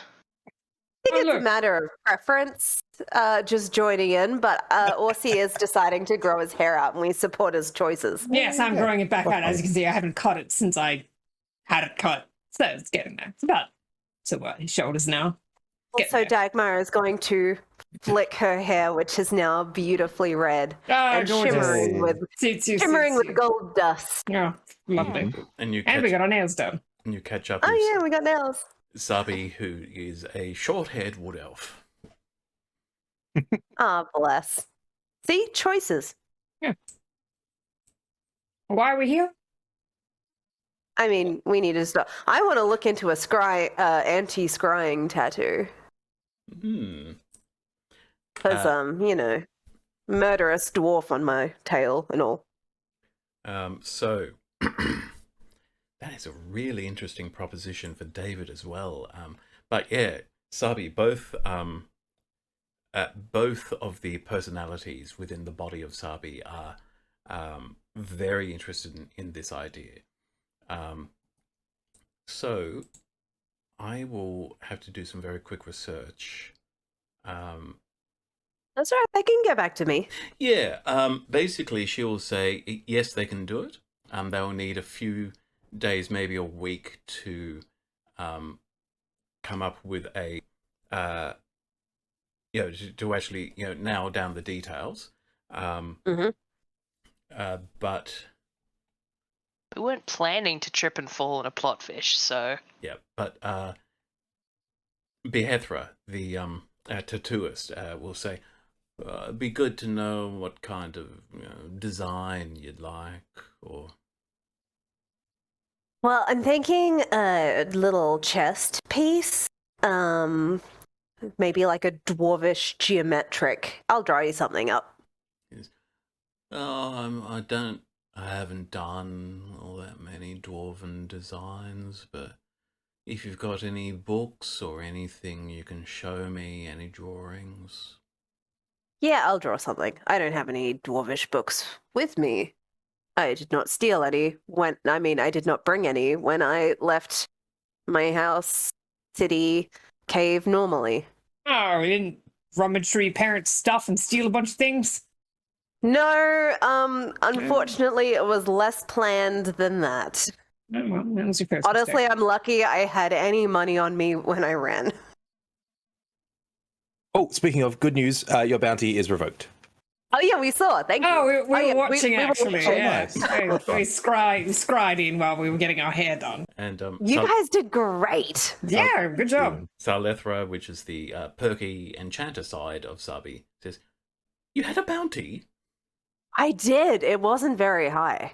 Oh, It how was much was it? it was bullshit, is what Well, it was 10,000, but my parents are very rich. It's a very small amount of money to them. Oh, 10,000.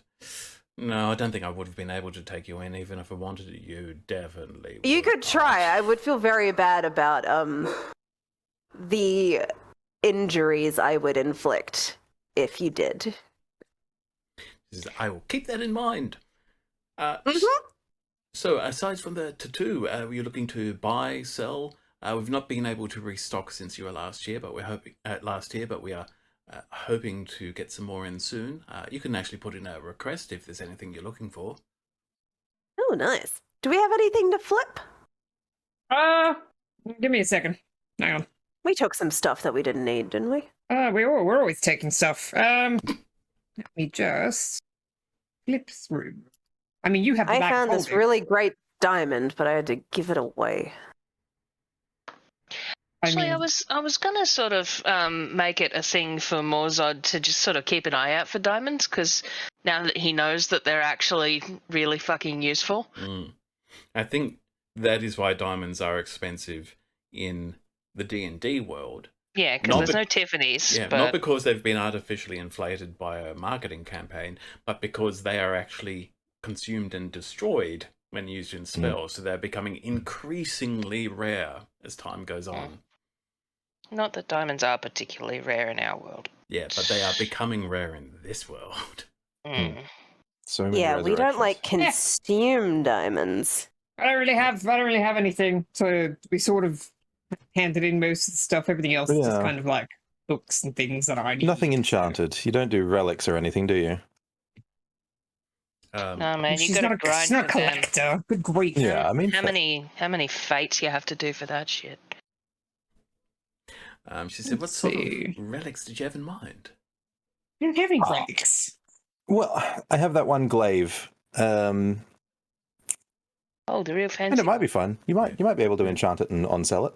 But it's not inherently magical. No, it is. It's it just is really, flat. really nice. Not really. You might be better off finding someone with an interest in antiquities historian, perhaps. Yeah, someone with a fondness for collections. Yeah, that's fine. Unless you thought of something that you wanted enchanted on, I suppose. Yeah, that's true, but I don't Gonna think make so. you a fancy one, but yeah, you don't like swinging that kind of thing around anyway, do you? A little too long for my tastes. Hey, can't conceal that shit. Whip's a lot of fun though.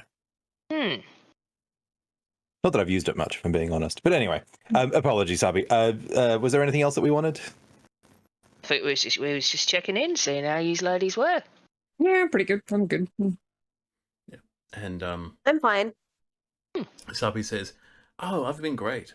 Yeah, we're hoping to get some rarer stock in pretty soon, which is pretty exciting. And Behethra's getting more and more business for tattoos and so forth. That's fantastic. She's thinking of opening up just a little place down at the docks. Get a lot of business down there. Oh yeah, get Oh, sailors. Yep. Sailors love tattoos. It's true. But at the same time, I quite like this location for selling of the magic stuff. So I don't know. We're going to have to work something out. This is one of the rare times when it would have been actually quite convenient for us to have kept our separate bodies, but we'll work it out. Employees, Hey, I mean, you maybe? can always hire You could employees. timeshare. And Behethra says, we sort of do anyway. We don't Oh measure. yeah, sorry. I meant location-wise. Oh, I see. Like Like, you know, Thursdays and by Tuesdays, appointment. Thursdays. Yeah. Actually, you probably get more business like that because they'll be like, "Oh yes, I got to be here on Thursday." So is there anything else at the magic shop you want to do? No, I don't think so. Just put in a good word for a bunch of orphans who may need a job if you do want to open a separate shop. And... Yes, have the Need some children work hires. at the tattoo store. Yes, not at the the docks. young ones, the older ones. Anyway, The older ones. And there's an orphanage. The older ones are like 15. Yeah, 15 is a very respectable age to start retail. The older ones are more like 11 or 12. Oh my god. remember- okay, so give them a little bit of time, but Yeah. I would love nothing more than a tattoo shop who's servicing sailors down at the docks run by a bunch of 12-year-olds. I was kind of thinking more up here 12-year-old selling the hilarious. enchanted shit. But 12-year-olds they could do got the some tattoos. sass. Yeah, I They feel like some of those And they're 12-year-olds mean. could probably hold their own pretty smartly. Especially it's so good. They would 12-year-old learn new orphans. interesting languages. They could cuss in new and interesting languages. It'd be great. Children can draw, kind of. It'd be fun to get tattooed by a child. Sure. Tacit imaginations. Abstract. Yeah. Uh, Just think about it. So, let me go through. I've got a list of events that will take place after Ooh. you're arriving. Yes.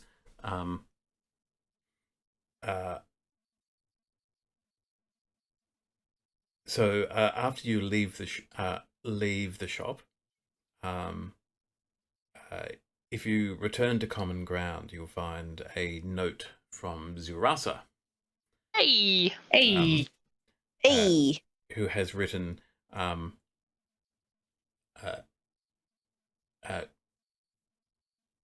currently examining air skiff. If you have detailed logs of your usage of it, would be most appreciated. What's What her do they mean by handwriting like? detailed logs? Yeah. Detailed What do logs. they put out when they've got a quill? Good Like, is question. it lefty scroll or kind of dot matrix printer? Or is it like she holds it like this and it's like a little ruby? I think it is lefty scroll like mine. It Mhm. is just a mess. It is barely legible. Okay, so Zurasa has sent us I think it's Zurasa, a note of some description. Wants us to Is bring a that log to the note- Titan. Note or some kind of artwork? Oh, Oh, that is no. atrocious. No, that's definitely a at the Titan. Oh, yeah, I can see that that's yeah, yeah, probably a T. Yeah. Well, Maybe it's shall a we go see 7. him? It actually says Pass it to me. It actually says Yes, air yes. Sorry, it says skiff. air skiff, doesn't it? Sorry, For not some Titan. reason, Yes. it looks like Titan. That's That very was you. interpretive. Did you keep a detailed log of your use of the Titan by any chance? Does she have the logbook in the glove box kind of thing? Like my dad, like his entire life, has written down the kilometers and the petrol and like the times of when we've traveled somewhere. I Don't was know just supposed to Doug- bring it home without dents in it. I didn't know that we were Mm. supposed to keep a journal. My journal is full of pictures. No, I didn't. you I were mean, not I asked- do write a lot, but You were not asked to keep a detailed journal. Zurasso just assumes that that is the kind of thing people do. Mm-hmm. I drew the Titan in the notebook Orsi gave me many moons ago. I took some notes. Well, It shall we was go more see them about- anyway? We should tell them I mean, We can Zaraza go probably see would them. how it's been appreciate. going. Yeah, just us telling them what happened. Oh, yeah, Zarasa's been out of town for a while. We haven't seen them in ages. So you catch up with Zurasso, who is currently back Is, they've been working with my aunt and uncle a little bit. Maybe they. Yeah. they're back at the academy, and Zurasso says, "Oh, hello. I've not seen you for some time." Hi. Indeed. Good to see you, Yeah, it's Zara. been a bit. Looks How like are you're you? keeping Settling in? well. Looking real Yeah. shiny. Yes, I am quite enjoying my time here, and I've already started examining the airskiff that now that you have brought it back. Thank you for bringing it back in one piece. This is most appreciated. It'll be much easier to learn how it fared. Now, it would help me if you could tell me exactly how you used it while you were field testing it. We drove it along roads and we We didn't- swerved to avoid dinosaurs. Yeah, we And didn't get too pedestrians. adventurous with it, and we didn't go were off-road. typically we was typically stowing it in stables like a horse. Mm, Did it ever cease operating? no. No. Not That when is we was good. trying to get it to go. No. Did you use it for protracted lengths of time, or were you only Yes. using it in short bursts? No, we It's like mostly we did some lengthy. good Yeah. trips. Because when we got to town, we'd usually go by foot. So yeah, it was just a long distance mostly. Yeah, like 8-hour days, some of them, right? Oh, Yeah, 7 or 8 excellent. hours. Excellent, that is good. That suggests that the modifications I made are permanent, they do not, that they are sufficient to power the vehicle, even after protracted use. I will need to continue to explore how to miniaturize these designs to make them suitable to be carried on the larger vessels, but this has been a big help. Thank you very much. It was Oh, it pleasure. was lovely testing it out for you as well. Good time. You are good time. welcome. The Can teleportation we have circle it is. back? Oh, yeah. Can we have the Later, Titan back? when you're Yeah. when you're done with it, can we keep using it? Oh yes, Is that I allowed? shall make sure to reassemble it when I am done. Thank you, because obviously we have given it a paint job and imbued it with our weird emotional attachments. I say, So oh We- yes, oh yes. we as a group, all 4 of us. All right. I'm sorry. Perhaps I should have paid more attention to that when I pulled it apart. You might, That's okay. you may need She to doesn't feel redecorate it. physical pain. I can repaint. But yes, anyway, the teleportation Can add circle. I don't gold know bits. if. Okay, we can add gold bits. The teleportation circle is going to be completed. And they say, yes, I had heard. Though I am convinced that it is already complete. I see no need for the extra material that is being added. Oh, do However, you think? It seems superfluous. The key seemed to be in the particular arrangement of the runes and the relationship between the individual runes within the circle. A certain cipher was needed to ensure a proper relationship that essentially equates to stability. I've yet to determine the purpose of the mysterious dust that is to be infused with the circle, and I am very much in support of Izad's desire to test the circle without it, but the headmaster wishes to do it the proper way. I guess the problem is that if teleportation goes afoul, which it has in the past, it's pretty bad for the people that it happens to. So You send like probably, a dog or something just to test it. I'm not good Zarasu at any says, of your science stuff, but you know. that is impractical, as there are no dogs on this side of the world. I don't know. Send a wombat. Zarasu says, I believe some locals would be upset if a wombat were to appear inside out at its destination. Then don't tell everybody. Good grief, you people. How do you test things? Isn't that a good argument for not doing the test without the thing that doesn't turn you inside out? Zarasu says, the complication is we do not know whether sending someone without the material will turn someone inside out or not. We do not have a control for this experiment. And if we continue to apply this material, which we have a very limited supply of, and if we apply it to every circle that we create, we will be no closer to understanding its function. I can definitely see your point that if you don't know what it's for, then why is we adding it? But yeah, there's certainly an argument for the safety of whatever you're testing on. And Zarasu says, I don't suppose any of you are capable of casting the teleportation spell. Absolutely not. No. Nope. Nope. Don't know how to do it yet, unfortunately. Do you know someone who is? I mean, I guess the lads up at Heron's Perch know. I don't know. Do we know someone who can cast it? I mean, probably my dad. I don't really want to ask him, though. Would he be into that kind of experiment? Of course he would. Well, I mean, if he would be into it. Well, I'm not asking.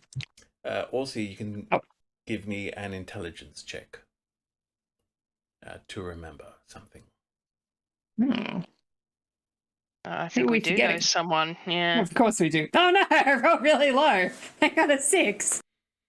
Nope, you can't think of, off the top of your head, of anyone else who is capable of teleporting. Teleported us at one point, didn't they?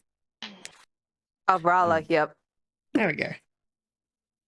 She's not. Hang on. I'll check my notes. And as Zarasu says, well, it is probably good, because otherwise I might have proposed a rogue experiment, which would be above my station, I suppose. Is that the sort of thing like what wizards do? Sneak in after hours and do silly spells while nobody's looking? Yeah, absolutely. Yeah, that's what nerds do for fun. It's the entire university experience, right? Literally my only contact with wizards while they were going through, school. I would just hang out after hours and sling spells with them. That's how I learned most of the shit I know how to do. It's fun. I mean, that's fair. I mean, we just sneak out and get blind drunk, but that wasn't really doing anything that we didn't do during the daylight anyway. Okay, see, we did that, but then add in magic. Zarasu, I guess, I mean, in circles we're from, it's like that, but add in punching. Zarasu says, Oh, wow. magic and drunkenness sounds extremely dangerous. It is. It's so much fun. Oh, loved my uni days. Well, if I think of anybody, I'll let you know. But also, if you're ever down to just do, under the table magical experiments, I'm also down for that.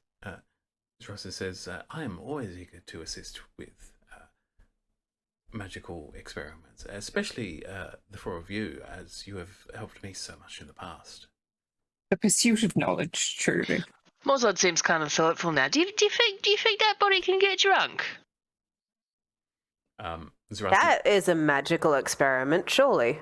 Zarasu says, I do not see how it could, as I am unable to ingest beverages. It would. That is a problem. I would have what about the fumes? I am, nor do I. I don't think. Yeah, I was going to say, I don't think that thing that the body breathes. I think that if I were to become intoxicated, I would need to prepare a research and prepare a way to do it, to recreate the effect upon my body. However, since I was never intoxicated when I was in human form, I do not know what the experience felt like then. I would therefore have nothing to compare it to. Yeah, you wouldn't be able to really tell. There would therefore be no Yes. scientific benefit to attempting to recreate the experience, because I would not be able to compare it to the experience before. Is there spells that let you feel what someone else is feeling? Yeah, probably. Don't ask me about it though. We should get fucked up sometime. It sounds fun. I want to get drunk with a robot. I agree. Goals? Right there. And Zerasa says, well, I have no particular plans this evening. I am prepared to watch you get fucked up, as you say. Yeah, we should. It's been like 3 days since our last binge rager. That time in This time we the didn't- skiff. This time, and wait, no, it was the skiff, and then it was like, Yeah. oh, I guess you didn't get fucked up with us when we had Mozart make all that holy water. No. I miss that one, sadly. That was ritualistic, and I'm sticking to that. All right. It was super fun, and we still have holy water. So is that actually the plan for the rest of the evening? Yes. Why not? I Okay. get blind. All right. Crunk with I a don't robot. think I'll get blind. Vitericus has a meeting he wants to make tomorrow morning. Okay. But I will drink. I'll have fun. I'll hang out. Mm-hmm. Well, in He'll that be the case, responsible one who holds I'll- back the hair of the irresponsible ones. No, I'll tie a tie around the forehead of the Vitericus statue. Oh, it's fun, yeah. given that we're back in town, Morzod will get his religious on and absolutely get as holy as he can in as many locales as he can. Excellent. Nice. And It's not a bar crawl when it's with Morzod. It's a pilgrimage. It's a pilgrimage. Yes, about Yeah. pilgrimage. Zerasa is taking extensive notes throughout the evening. Oh, what were you doing with my aunt and uncle? Was that fun? What were you up to? I don't remember. Zerasa says, oh, that was recovering the Tarthian bomber that we brought back in and is currently Oh, grounded along with the airship. right. Which is why it's so important that I find an alternate source of power for them. Otherwise, they are merely relics. Big thump and cheer in the background as this conversation is going on. So, you have an evening of revelry.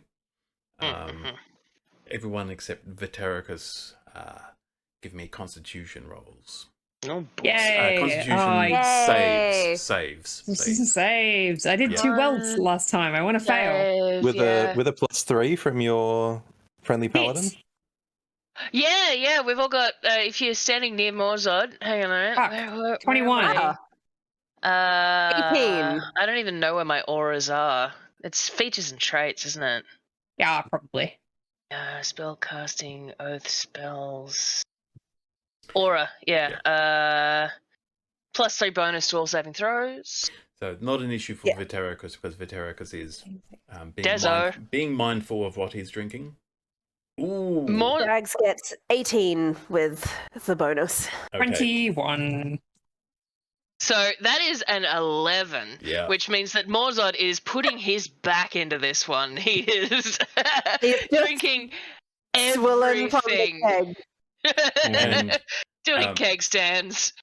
And in a situation that is alien to all of you, Morzod is the only one with a hangover the next day. Amazing. Heavens. Holy Oof, duty my eye. done. Such is the pilgrimage. Yeah, truly. Absolutely.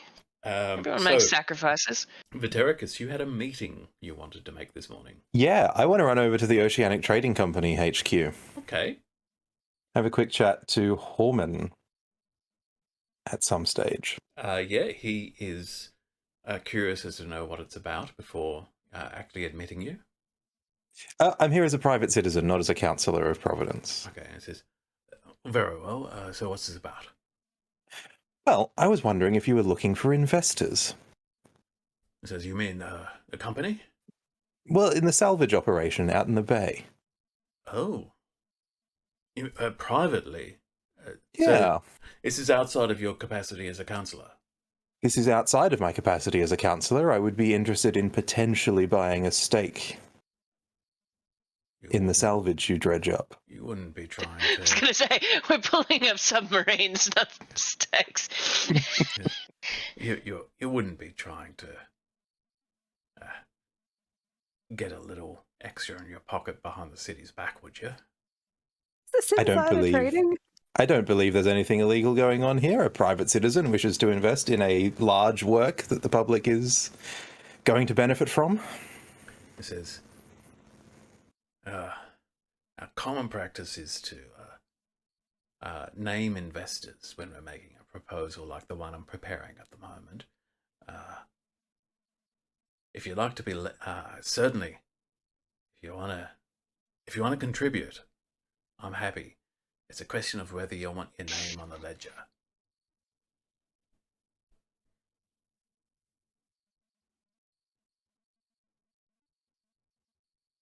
Yes.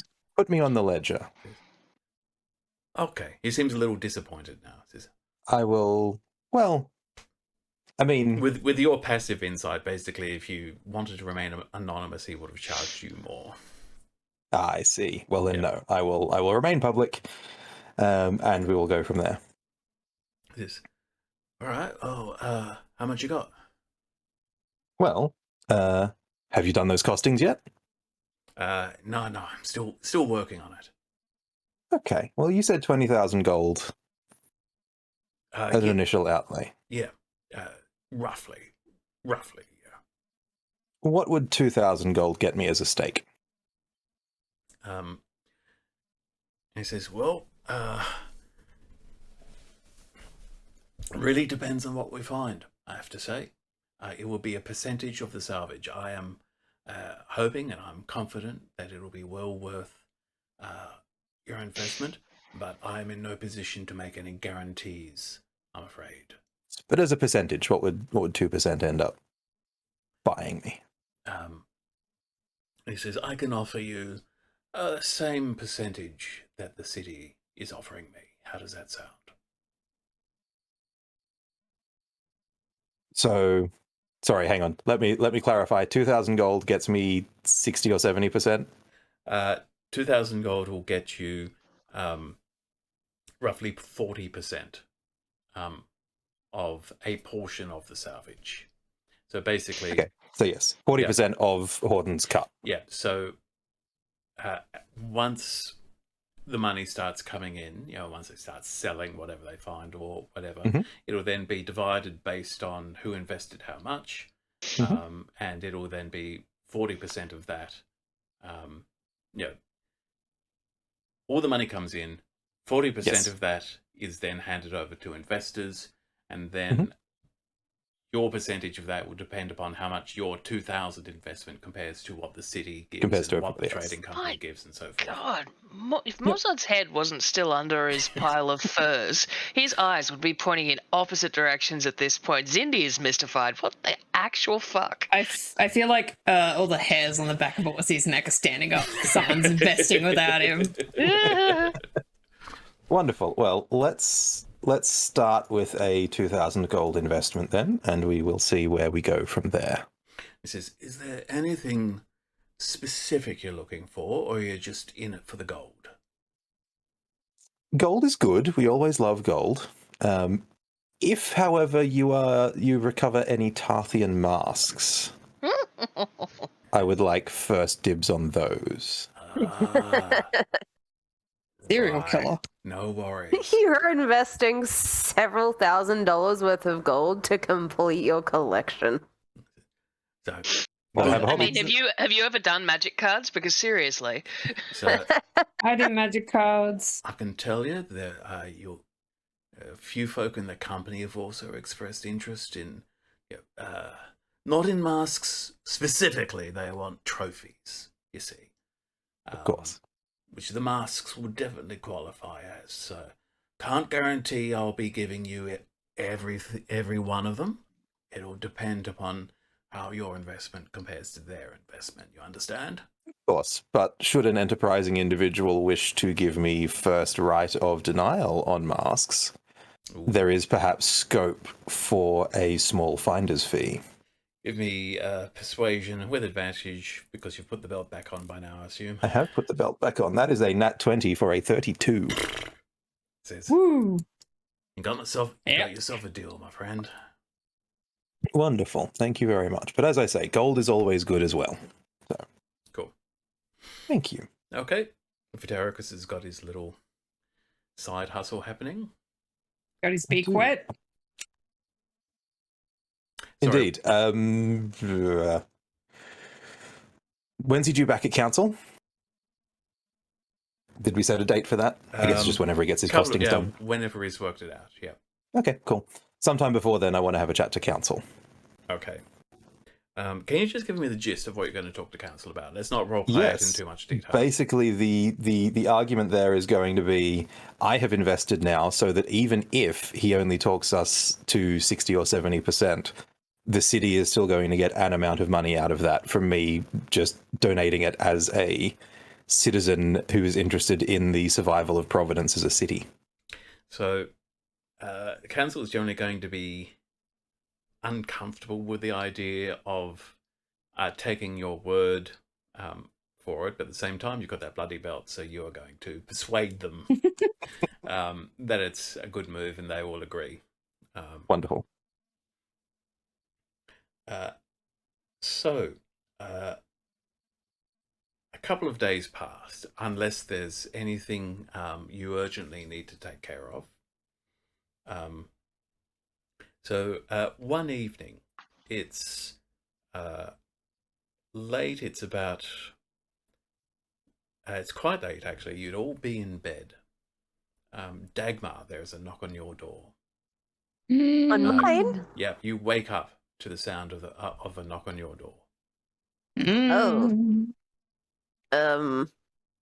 Dagmar will groggily roll out of bed, and being that she has just woken up in her home full of wards, she will open the door without checking who it is.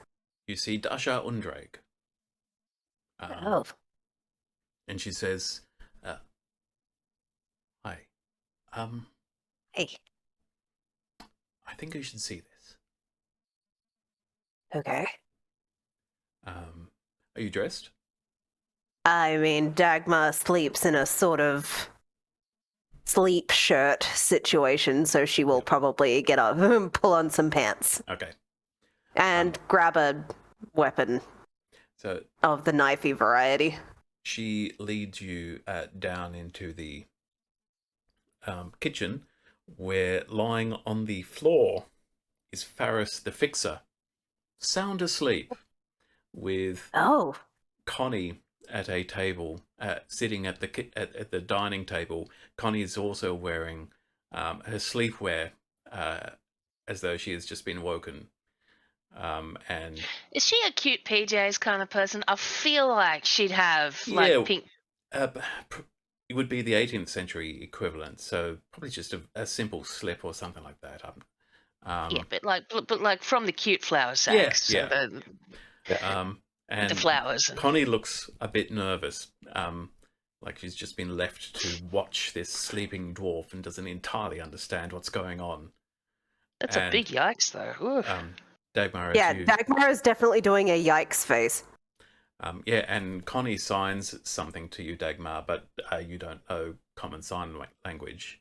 And Dasha will translate. Connie is apologizing for waking you, or apologizing for me waking you. But no, I think this is probably a really good reason to wake me. Well, personally, she said it seemed. While we're discussing, Dagmar, hold on, Dagmar, 1 second. we will resume this. Dagmar is going to run upstairs and grab something from her bag of holding and return real quick. And then, okay, please explain to me what's happening. And while she's doing that, she's going to pull out her super glue and just start. We have magic cuffs. You know we have magic cuffs, right? I have super glue. So just we're gonna super glue the Fixer's hands together behind his back, and then we're gonna super glue his ankle together. That is so nasty. Yes. Not to mention because he's probably a hairy bugger. Yeah. No. Please explain. Go on. Where'd we find him? And Dasha says, "Well, I was walking through the garden as I often do, and." I think he tried to kidnap me. He was trying to do something to me, so I put him to sleep. I mean, amazing. Well done. This man has a super devil in his head. And so I went to. I told Connie about it. Sorry for waking you. And Connie goes, you were somebody tried to grab you, and you're apologizing for waking me. And Dasha says, and she thinks it could be someone who's looking for you. She said something about a bounty. Yeah, this man is trying to kidnap me and take me to another continent. So thank you. Right. And Dagmar is going to drag the Fixer across the room and put another spot of super glue on his back and stick him to the wall. Our wall. I love that. We don't have a prison. We're in a city. Yeah, but we don't have one on the premises. Also, So, she has super because glue. Also, I you have have a Super glue. glue to our wall. Unbelievable. This is I gonna have a also have conniption. solvent. We Didn't can use- get him off again. Didn't use command strips, no. I'm just going to see whether you wake him by manhandling him. No, you do not. I'm not doing it gently. It's alright, he's Cool. very asleep. He got lied. And Cool. Dasha says, so, not really sure what to do with him. I thought you might have some ideas. I need to confer with some people about this, but I think you did the right thing in bringing him indoors and waking me. Yes. Yep. Well, I can watch him if you want to get a second opinion. Don't think he's going anywhere now. I was going to ask if she will be okay with doing that, but she is a goddess. So I don't need to worry about your safety with a little warlock, do I? She says, a warlock? Well, that explains Yeah. a few things. He has a demon named Xanthia. Devil. Anyway, he has a devil. And Oh, yes. He has a devil in his As you head. start to name, she says, if it's a devil, don't say the name. Right. Yes. I mean, I don't remember her name, but she's a lot. She's big. She's kind of hot. Very well. I will. She seems very powerful. I will watch him. I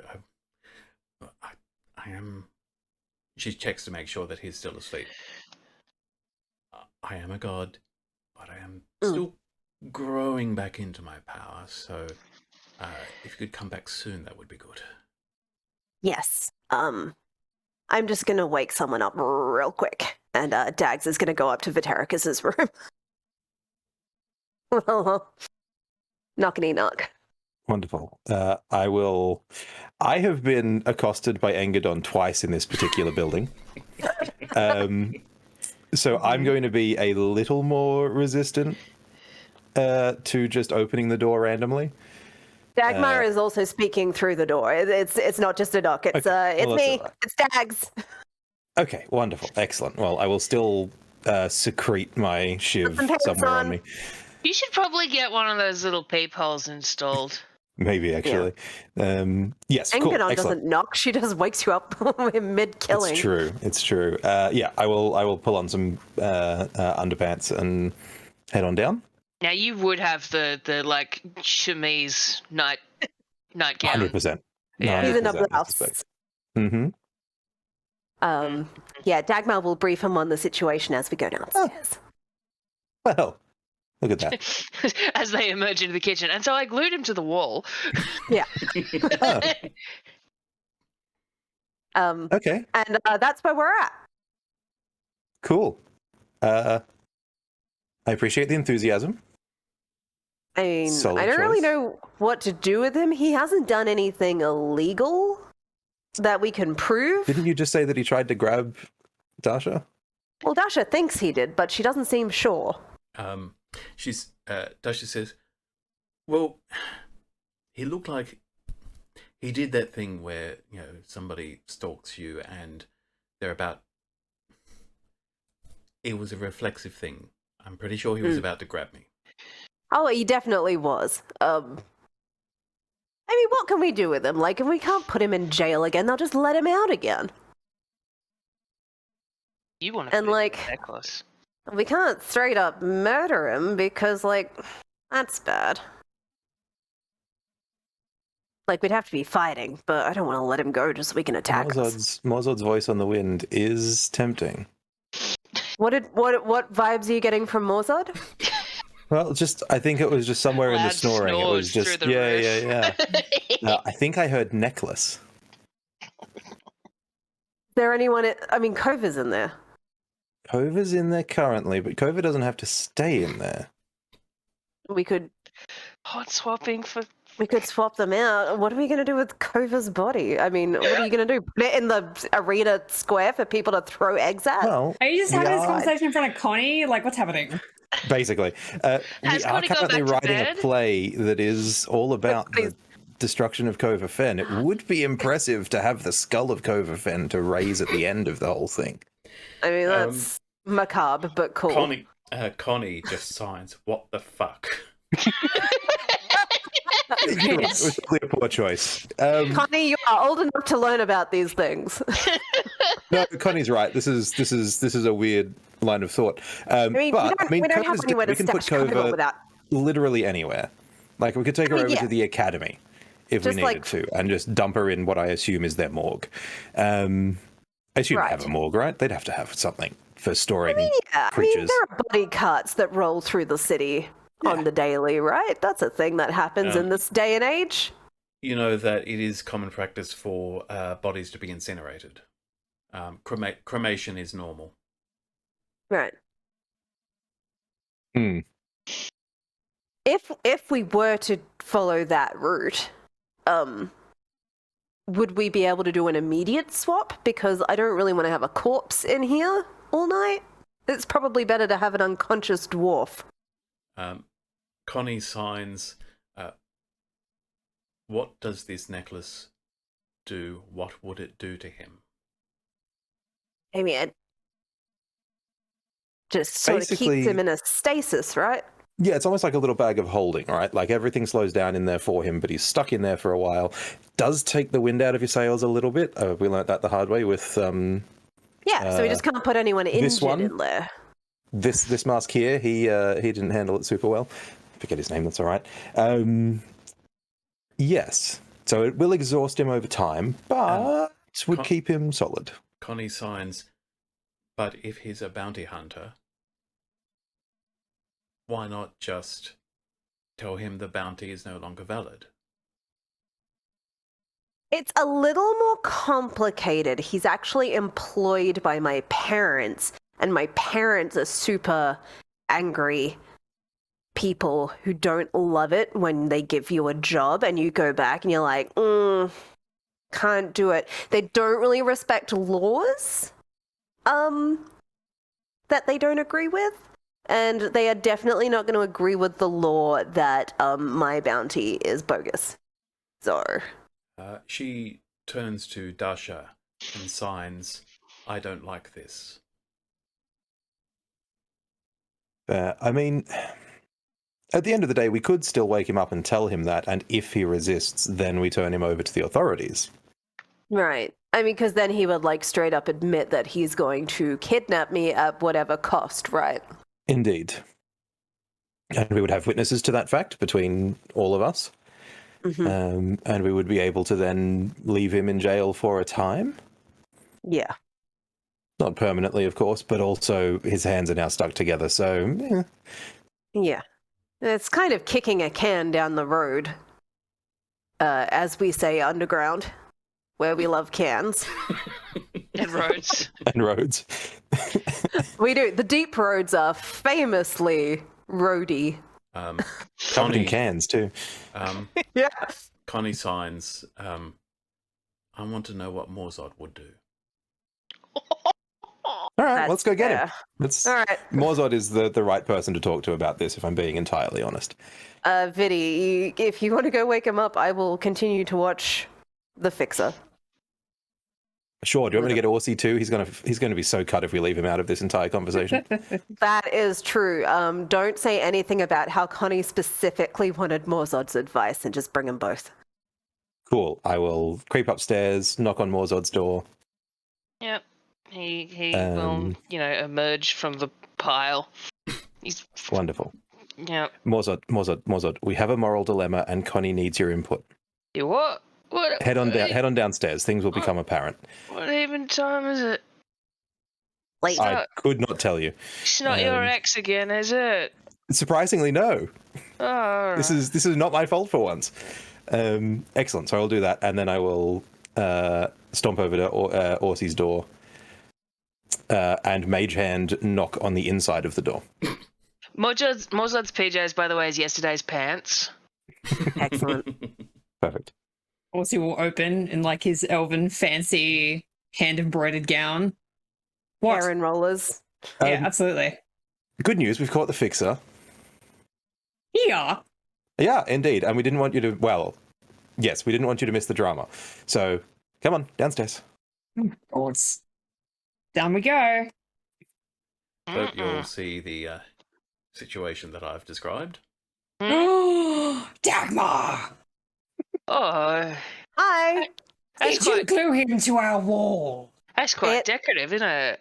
Yeah, it just felt like the thing to do to stop him from casting magic. I have many squirts left of this glue. I don't think that's a waste. That's solid because you My probably wall? can't get out of that. Is that going to damage the wall? No, it's fine. The solvent is very, very gentle. It'll come off, fucking yeah. not. Remember that he turned into a crab last time? Yeah, I turned him into a crab. You just Right, use well, a bit he of kept trying to vinegar do on there. It's fine. Oh my god. Well, we're not Anyway, going to get the deposit back, are we? He's very powerful. I didn't want him to wake up and start casting shit.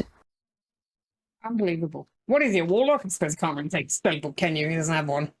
No, and we can't steal his devil unless I'm prepared to make a deal that is pretty uncomfortable. Let's not do that. Let's Don't not do that. Let's not do that. Therefore, glue. Yeah. See? No, that's it. We have magic shackles, Dagmar. Yeah, and we have glue. Well, I can't argue with Just that, got you there. can I? Yeah. So, the question now is, what do we do with the fixer? Connie would like some input from the group on a certain path forward that Vitericus and I were discussing. Morzod is definitely spinning up. What are the options? Yeah. Late. One option is we kick Coverfin out of the necklace and kick the fixer in. And which then what? Is the ethically dubious one, we guess. It's not that ethically dubious, but what do we do with him once he's in the necklace? He can't stay in there. I mean, I guess that's... I was just thinking we could throw the necklace into the sea, but... No! It's a good necklace! Right, so that's the less good plan, I guess, and then the other plan is we wake him up, we tell him that he's a dickhead, and that the bounty is no longer in effect in Providence, and that maybe he should fuck off home to my parents and tell them that they're also dickheads. No, Providence weren't going to pay it, though. He made it pretty clear that he had no intention of stopping. Yeah, which, I mean, my thought is that then he would just, like, hang out until I leave Providence, at which point...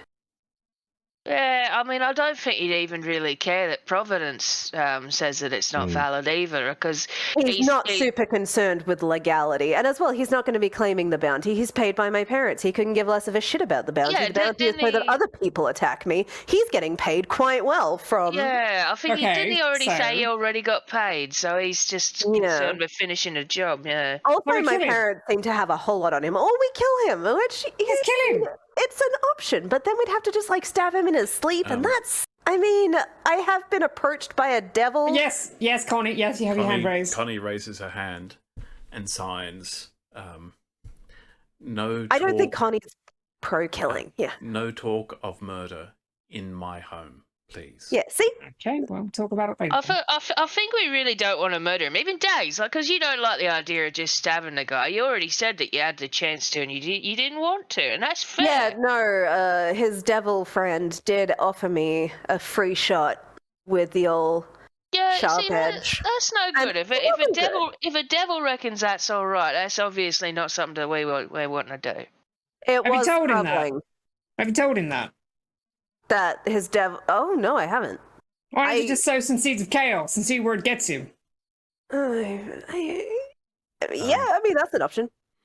Dasha says, I've not had any dealings with devils in this life.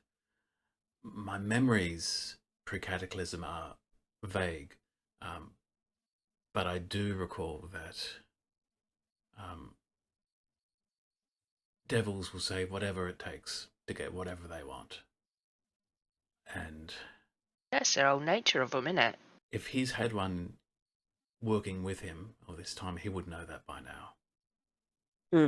I don't think it would be hard to convince him that the devil was seeking to betray him. Yeah, we could try that. I mean, that's probably better than telling him that my parents are dickheads, because he is probably aware. He has met them. There's a moment as Connie and Dasha exchange curious glances. You think there's a telepathic conversation, which I'll just tell you for funsies. It's, you met a devil, long story. Nice. I love them. They're so good. All right, These well, if we're going to kids. talk to him, I've got to go upstairs and get the belt. Give me a sec. I'm conscious. That will look lovely over your blouse. I'm conscious that we're running past our ending time, but I really want to wrap up this. So let's try. I'm doing okay. Yeah, I'm all right. but let's try and be succinct. You just pronounced both the C's in that word. Is that how that word's supposed to be said? That's how I say it. Basically, Yeah. Succinct? Okay. Succinct. Succinct. Is he under magical sleep? Dasha says it's a very deep sleep, magically induced, but a natural sleep. It is. If we don't wake him, it'll be probably the best sleep he's had for many a year. I let's don't wake want him him up to then. have a nice sleep. Yeah, wake him up. The terrorists will be back in a second. Okay. Dagmar is slapping his face gently. Well, not gently, but like it's not like a full-on belt, but she has given him a smack. Not enough to roll for damage, but it is enough to wake him. He starts up and goes, "Oh fuck!" Yeah. Children present. What's your language? What What are you doing breaking into an orphanage, you creep? What have you done? What have you done to me? I have stuck you to the wall and yourself. It's our wall. You're paying for that, by the way. I hope you know. Yeah. He says, well, what am I doing? I'm here for you. What do you think I'm here for? I'm just pointing out that it's super weird to break into an orphanage full of children. She was giving you an opportunity to redeem yourself. Yeah. So you failed. Here's the thing. Providence and Heron's Perch have both declared my parents' bounty bullshit. I know you don't care about that, but I'm going to give you one chance to piss off forever. He's not going to raise. He's not going to raise his hand because he can't do that. He can't raise his hand. He has no hands. I have eliminated the hands. He's going to say, but Waggle he expressively does with his eyebrows. He is a interrupt you and dwarf. say, "You think I don't care? I do care. You understand? Mm-hmm. I don't Forgive want me for to not take. believing you I don't hugely. want to take you in. I don't.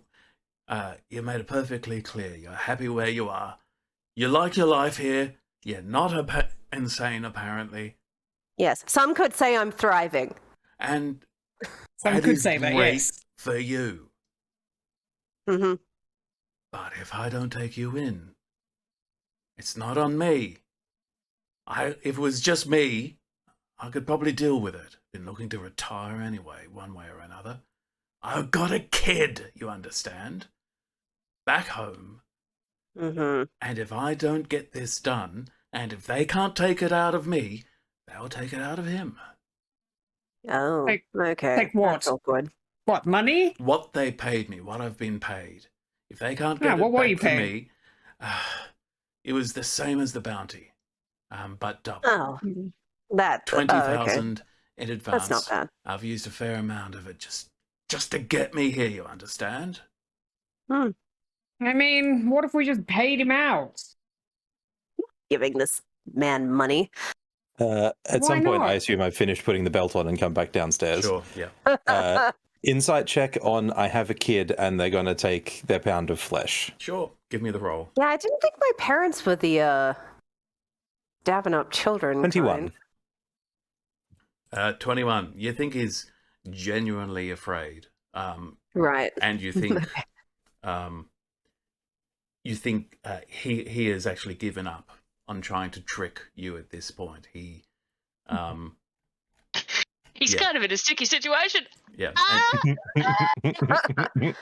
Very good, Morzod. Disadvantage Okay, so disadvantage on whatever Morzod rolls next.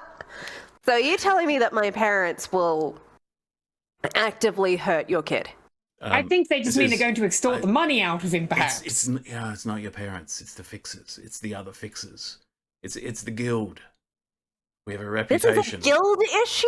It's a guild. Oh, you're Oh You're a my union. god. good for you. We have this reputation. We fix things. We get it done. Absolutely guaranteed. How can we sort this out? Can we perhaps this isn't gonna work. Can we make Gervis Fenbody look like Dagmar? And take that back with you. Connie It's raises very late. Connie raises her hand, Yes, Connie. and she signs, "Where's the kid?" Oh, wow. Excuse me. I mean, Dagmar. That's effective. Dagmar. Yes. What? No, Dagmar's a child, is what I was referring to. I'm not a kid. Where's your child being held? And he says, "He's not being held. He's with. Basically, when I can't be around, I just leave him with some relatives." How old are they? Are they a little child or like 200 or something? Or is this like an adult son? He's 8. Oh, He's little. Such a He's little. tiny little dwarf. That is a small child. Toddler. Where is he? Can we get him? Um, Can we That just- sounds so creepy, Dagmar. He's back in Gald. He's on the other side of the world. Right, and we have a Yes. teleportation circle. Yeah, mighty convenient. We can get over there real quick.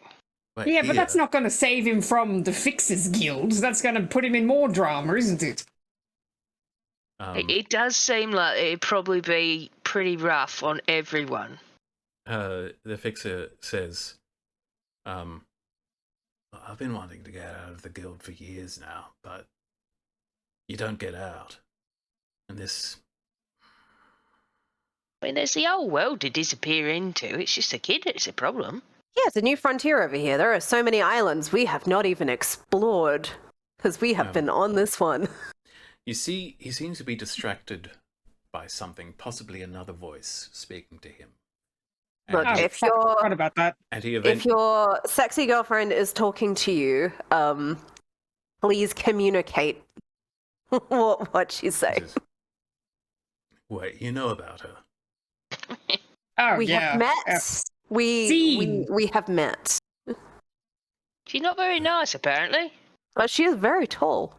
So He's many happy to eyes. throw you under the carriage, sir. Yeah. Do it, you fucking bitch.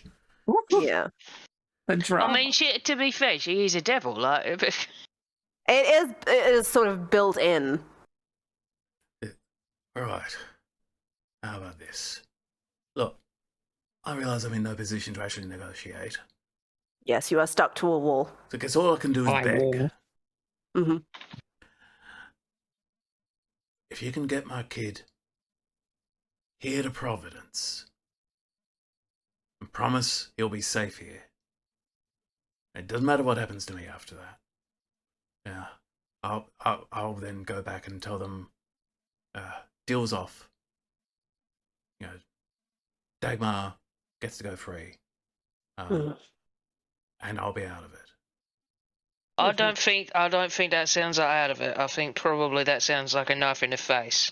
Well, Good thing we're in an orphanage. look, I made my bed.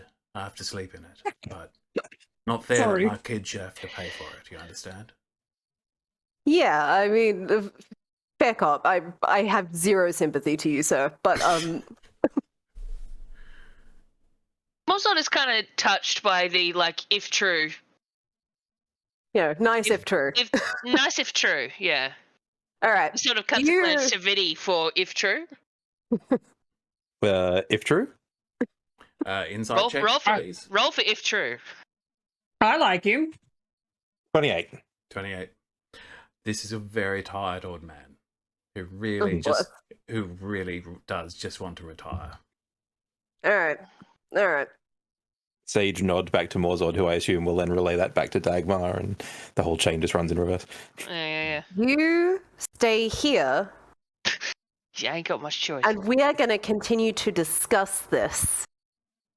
Not in your immediate presence.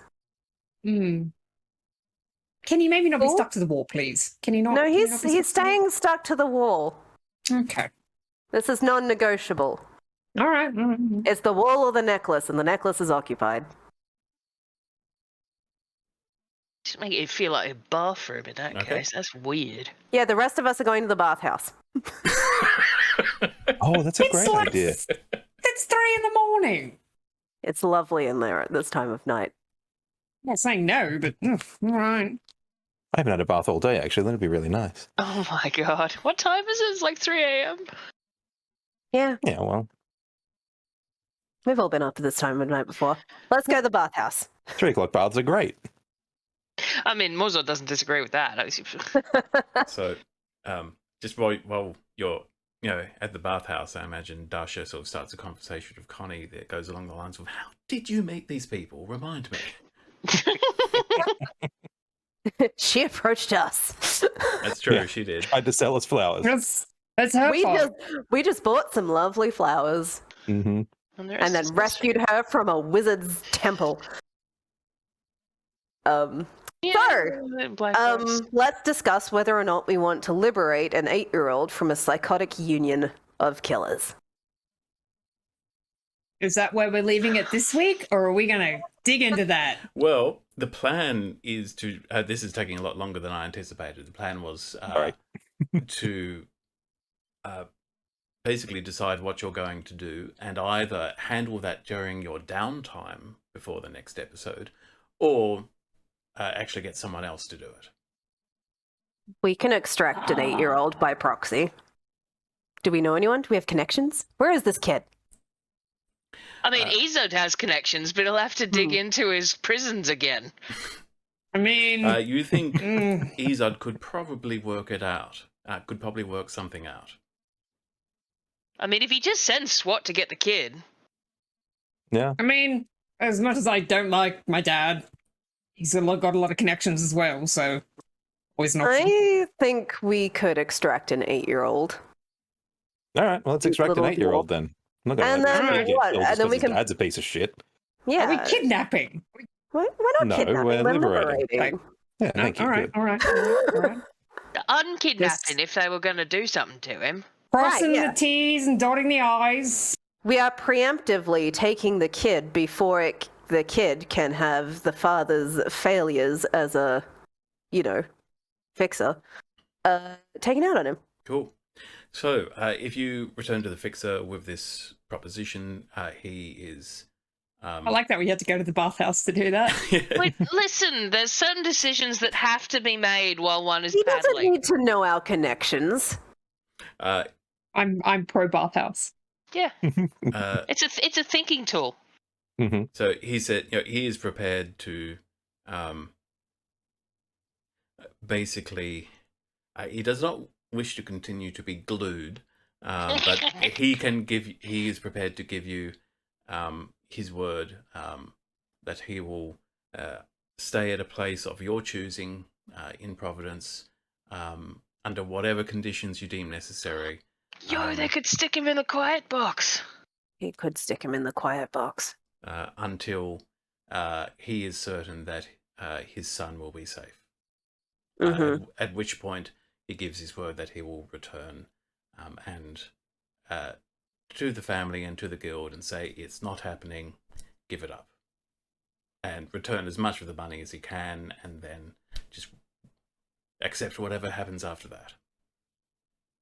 I can potentially help you go back to my parents with a offering that might piss them off less.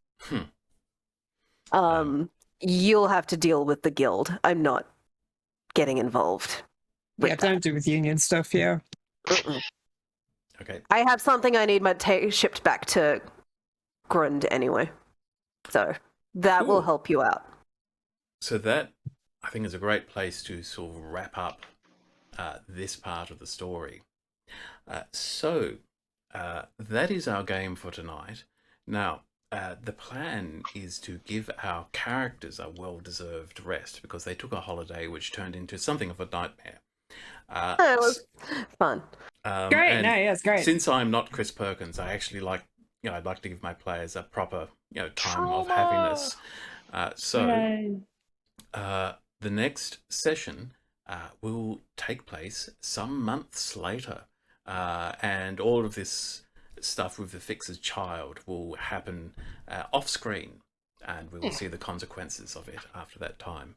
And some new adventures will begin, and some of which will include following up on some old leads that have been brewing throughout this story.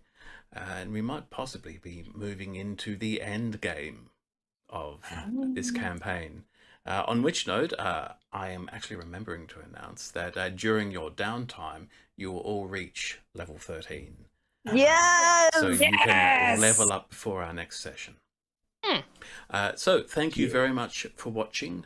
We will be back with new adventures sooner than you know it. Bye. Hi, it's me again. A quick addendum. We just had a little chat and got excited after we finished recording that session, so we have decided that our next session will actually be a one-shot run by Doug about the child rescue heist. So we're anticipating Dagmar putting together a team of weird and wonderful dwarves to go on this rescue. I will be playing the Fixer, and the other players will come up with, I'm sure, something very entertaining. So we'll be doing that instead, and then and this will be while the other characters are having some well-deserved rest. So I'm looking forward to it. I'll see you next week. Bye.